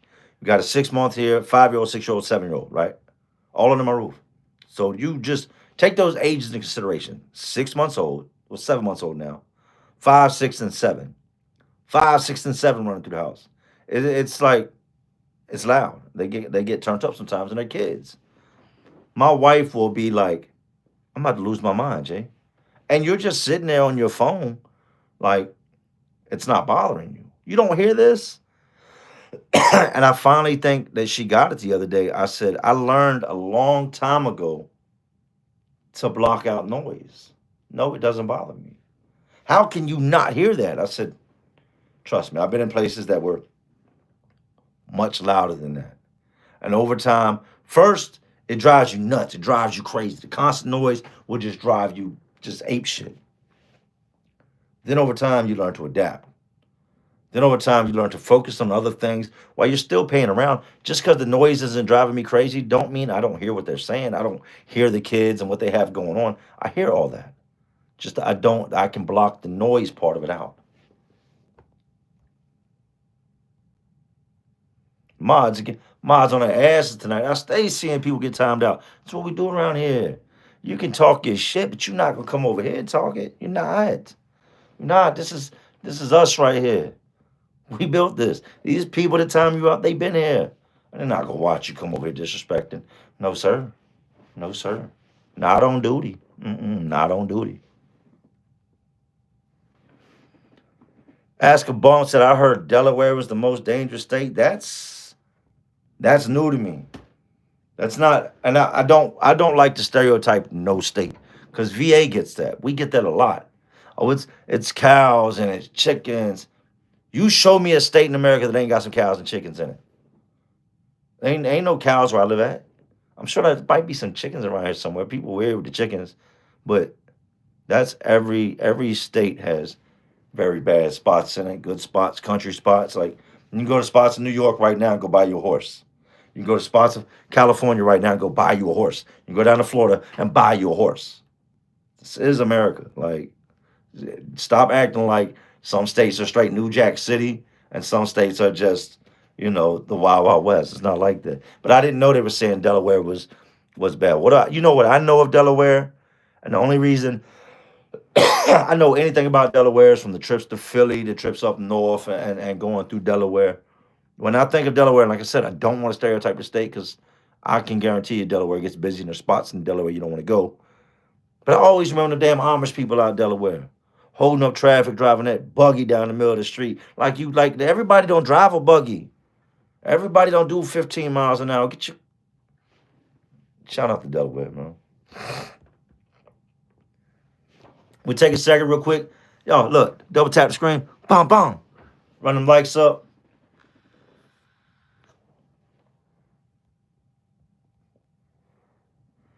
Let me give my guy Ronnie a shout out real quick. Ronnie Soundcube by the foot. One of my mods on my channel. Let me tell you, man. Ronnie is by far probably one of the realest people I've met in a very long time. Now, let me tell you how I met Ronnie. After I got my dumb ass in trouble, sat in jail, trying to get a bond, finally got a bond. I came home, and out where I live at, they have a Christmas parade. At the time, we had this red-nosed pit named Spice. She was a puppy. We go to the Christmas parade, and I'm into the vehicles. I had the Escalade with the 26s on it. I run across this other dude out there that's walking. He's got a pit. And I'm with my family, with my wife, with my kids, my dog. And this is to my dude Ronnie that's in the comment section right now, right? And my dog runs up to his dog. She's a little puppy. She's a female. His dog is a female, and they start playing around. His dog is happy to have another dog to play with. So me and him get to talking, right? And I mentioned I'm not one of those guys when I meet people like, yo, this big YouTuber, none of that. I'm like, If you're ever trying to get up or anything, look, just holler at me. You can find me on YouTube, right? And I'll tell him my name. He remembers my name. And we start talking about vehicles. I said, well, I'm parked over there. I got the white Escalade with the 26s on it. He's like, oh, well, that's what's up. I drive a Denali with these rims on it. I said, all right, you do. We talk about audio and, I do the Sundowns, the 15-inch Sundowns, and he does this and this. I think he was doing the Rockford Fallscape P3s, which are also great speakers. And we get to chopping it up on this stuff, right?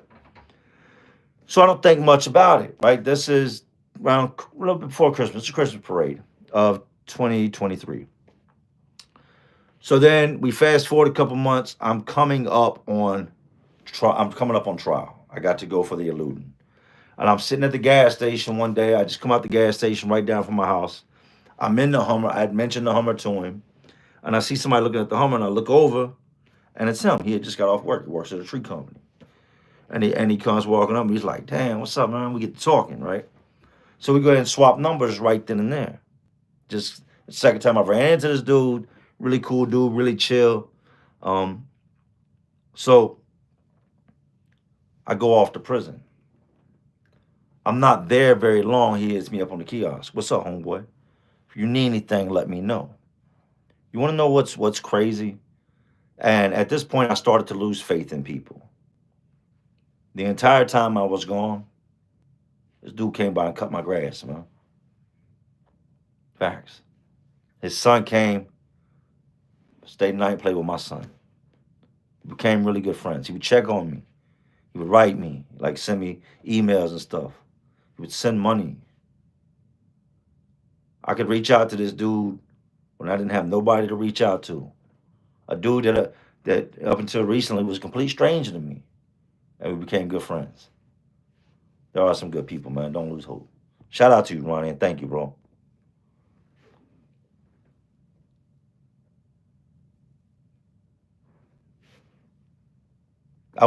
Hey, Ronnie had me go to my first mud bog. Y'all know what the mud bog is? I didn't have a clue.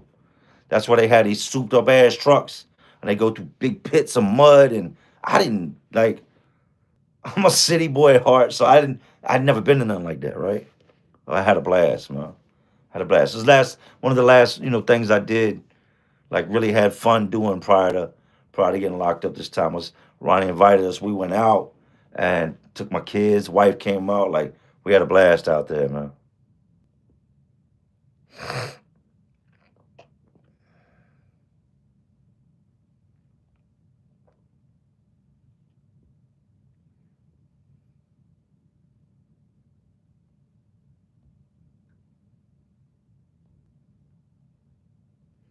Adam Chewy, where you been, Jake? I broke my phone, Adam.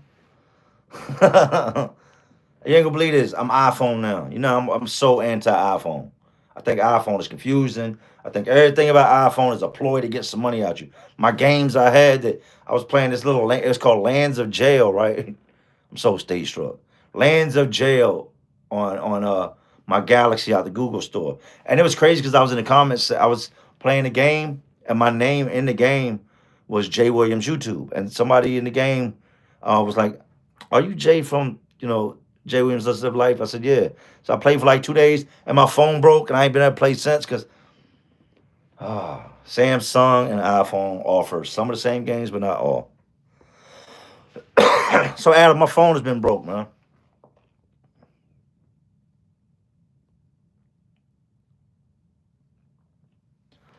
Nonsense logic, seriously, bro. Look me up. You come to Roanoke, I have a meal and a cup of coffee waiting for you. I appreciate people like you, man. Sean, hope you stay out. Me too. Me too. This situations like this it'll open your eyes to what you were doing right and what you were doing wrong. You know, you can try to. There is no there is no flying below the radar when it comes to doing what's right and what's wrong. There's right and there's wrong. You do what's right, and most times you're not gonna have to worry about anything. I'm not gonna say all the time because I've seen people that did everything right fall victim to stuff, but for the majority of life, if you do what's right, you ain't got to worry about nothing going wrong.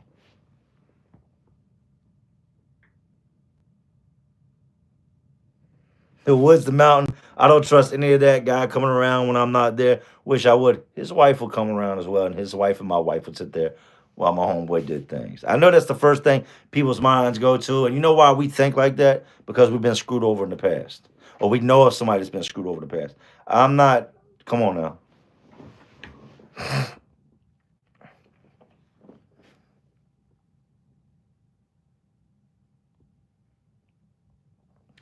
Crop need to come to the redneck rave, Jay. Hey, I'd be down, but here's look. I, I don't know, man. I get looks.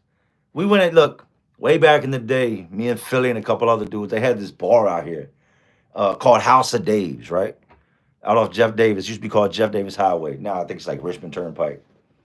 And we go in there, and I had a homeboy named K Rock at the time. I did a story on K Rock. K Rock butchered a man in a halfway house. This was my guy. Over 60 some dollars. Damn near took his head off of his body. Crazy. K Rock, you tripping, man. But we all go in there, and this is, I'd never been in this place before. I'd always see motorcycles outside. This is a redneck bar. And we go up in here. Now, we ain't bothering nobody. We just come in there to have some drinks and play some pool. But we're very different from everybody else in this bar. I'm in early 20s at the time. Maybe, yeah, somewhere around there. We're not in this place a full 10 minutes and all chaos breaks out. My one homeboy walks over towards the jukebox. Another dude goes and stands in front of it and says, I can already guess you're not about to play nothing I want to hear. Don't touch the music. My homeboy, go ahead, move, man. And him get into it. As soon as we start making our way over to where that is, we get into it. All hell breaks loose. But I think now I might have a better chance, man. I got a beard. I got a whole entire beard, man. I might be all right.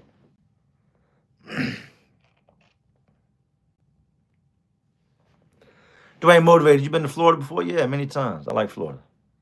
I just wouldn't want to live in Florida.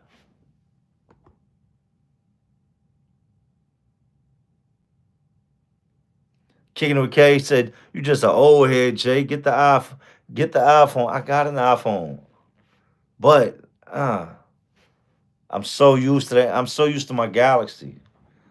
I mean, people say what they want. The camera quality on the Galaxy, as far as recording videos, is definitely much better than the iPhones. I think iPhone takes better pictures, but the Galaxy does better videos."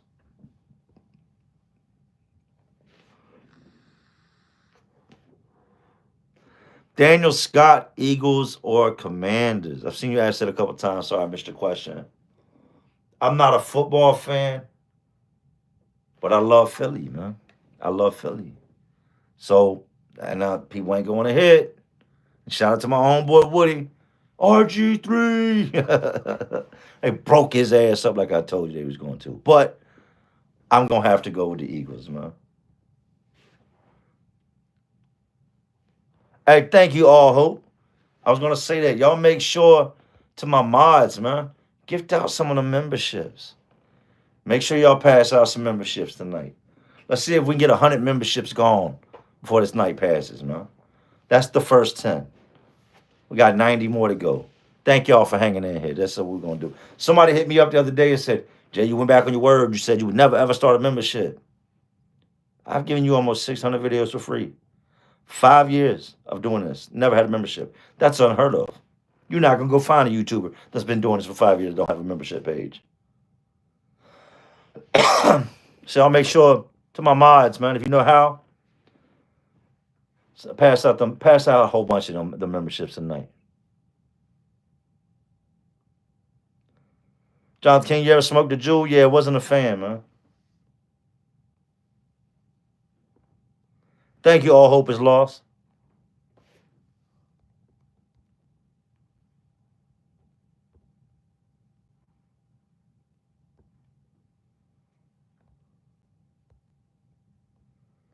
Keith Love, man. Thank you. Big love, man. And salute.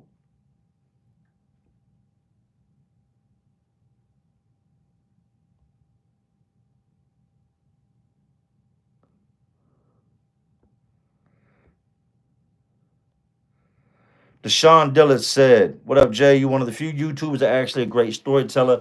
Me, myself, found my life purpose teaching on the streets about God and the gospel. Salute." However, you got to get it done, man. If your message can save somebody else, you do that. You do that. I hear a lot of people say, I found God. You know what somebody told me one time? I didn't know he was lost. I do have issues at times with religion, um, and that's just me. That's just me. There's times where I get pissed off, and a lot of it's my own actions, and I get a lot of doubt in my head, and I start wanting to take credit for things again. So I go back and forth with religion, man.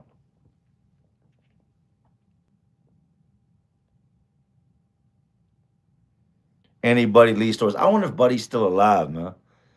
Buddy Lee was one of the most docile, calm, cool old heads that you would never in a million years expect to have a crime like what he had. I'm watching that old man walk up to that dude with that knife taped to the end of that cane was crazy, man. I'm sure Buddy Lee's no longer with us. He was old then. He was very old.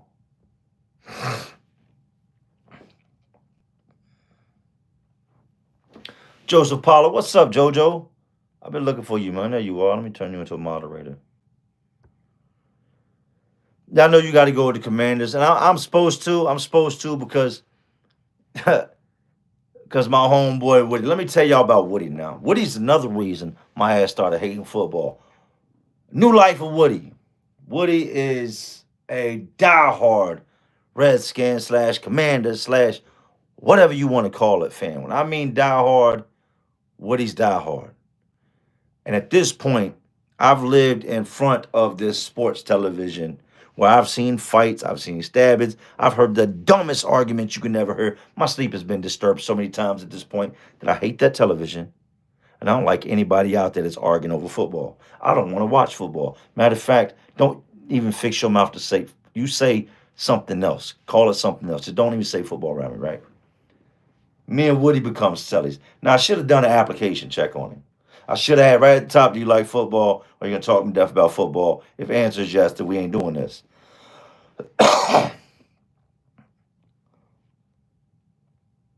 All hope is lost. Thank you, man. Thank you, man. Pass the memberships out. He gets in my cell. Granted, me and him both have a television. We both have a TV. We both have 13-inch TVs in the cell. We bought them. They're $260 some dollars, but it's a great thing. We both have a TV. Woody don't just want to watch TV. He don't want to watch sports on his TV. He wants to go stand at the door, and there's a TV hanging out there, and he wants to watch it on the bigger TV, and he wants to yell and scream out the door. Y'all see them Redskins? Boom, boom, boom, kicking the door. Meanwhile, I'm over here watching whatever I'm watching. It definitely ain't football, right? And I can't watch it because Woody's kicking the door. Woody's screaming. At this time, they had RG3. And he's RG3 screaming. And I would get up and I'd glance over at his TV and see this dude he's talking about. I said, man, they're going to destroy that boy. What? He's going to take a Super Bowl. I said, man, they are going to crush that boy. That boy is not built to be. No. Yeah, they did that boy pretty dirty. They messed Mr. RG3 up. I started disliking football for a lot of different reasons. I am a dog lover, man. I love animals. Like I love animals. I mean, there's no doubt about that. We have a bunch of different rescue animals, in our house and just in general. Some of the things I don't talk about. And when they allowed Vic to return to football after running this big ass dog fighting ring and being found with all deceased dogs on his land, it didn't sit right with me. It didn't sit right with me, especially with him going to the Eagles. It didn't sit right with me. Like that's when it's like it's money over morals. It's money over what's right. Well, Mike Vick can make all this money for us. We'll take him. No, we're not. I'm not. No, hell no. He can't come here. It was things like that. That's when I started to realize that it was just about the money. They didn't care about anybody else. The rich people that run all this shit don't care about nobody else. As you're running around acting like a cheerleader, they will let you starve to death. I hate to say that. Facts. Sims and Eggs, you ever watch Trailer Park shows? Every episode? You think not? Native atheists, listening to your stories makes me want to stay away from prison. It should. It should. Maybe I need to listen more with my dumb ass. Bricks 220, welcome aboard and thank you. All Hope is Lost gets gifted 5 more memberships. Do it. Run them up.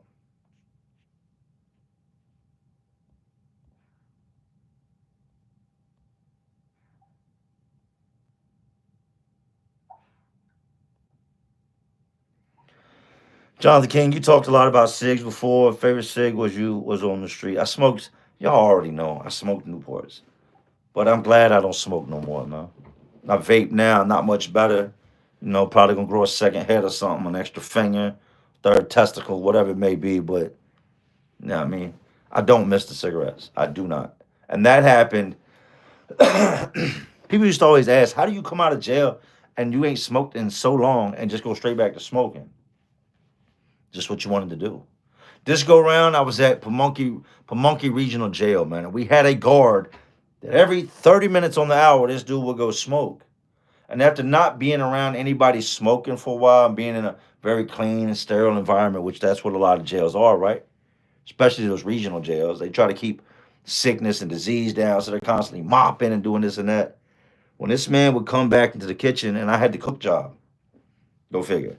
So I'm over there cooking, and even though I could smell all this different jail food that I'm cooking, the smell of that cigarette that he had just smoked smelled so bad to me.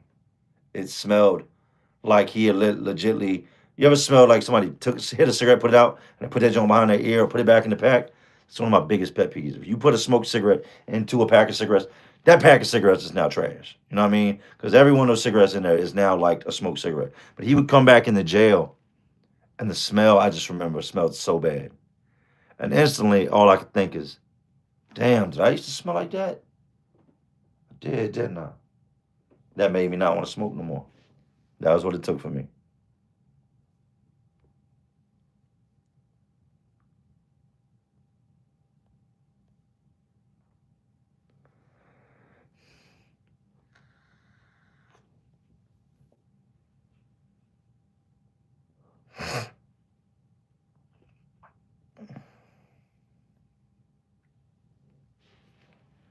I support the current thing. Can I use racial slurs, please? No. No, we don't do that. We do not do that. My family is very, very diverse. The people that I care about in life are very diverse, and there's not many racial slurs that you can't that you could spit out there that I'm not gonna feel some type of way about one way or another. So no, we don't do that. We do not do that. I have children in my family that are mixed, Spanish, black, um, and it goes on and on. So no, we don't do that, man. Thank you for asking and not being disrespectful and doing something like that.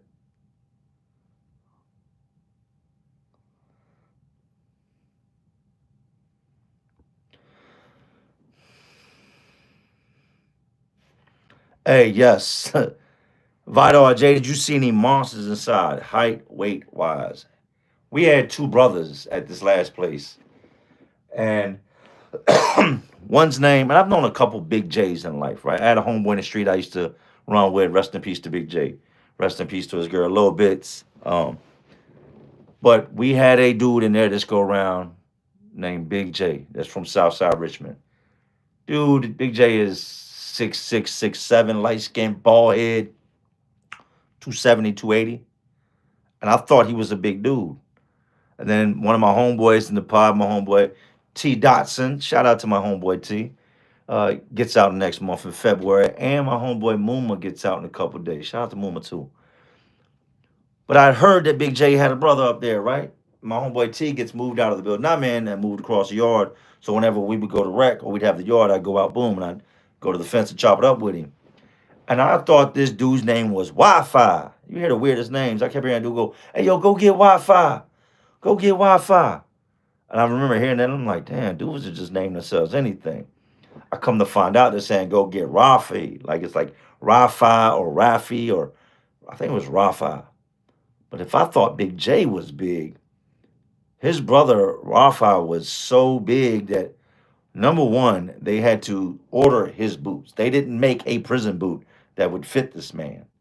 And there's no exaggeration for anybody that knows who I'm talking about, knows these two brothers. He made 6667 Big J 275, 285 look like the little brother. I seen them both in the chow hall one day, and I'd seen him at a distance. And I remember seeing him at a distance thinking, damn, that's a big man. And then I seen him and Big J sitting at the table one day, and that dude was a monster, man. Some of the biggest dudes I've ever seen were in prison.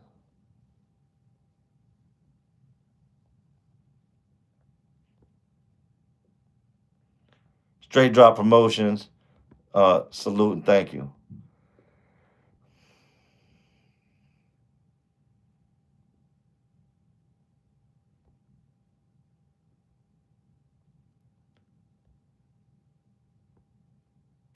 Well, look, we're gonna jump out. That's what we're gonna do, man. It is 11:46, and I'm past my bedtime. Y'all can party. Y'all do what y'all do. But as I told y'all earlier, I love my sleep, man. I thank everybody that came in tonight. Lejean, welcome to a real one. Salute. Straight drop promotions. Hey, thank you. Salute. I got to get up out of here. I need it. I worked all day. And I got a busy day tomorrow. But look, check me out. Anyways, these prisons, these streets, these jails, all just crazy worlds inside of all the crazy world we live in.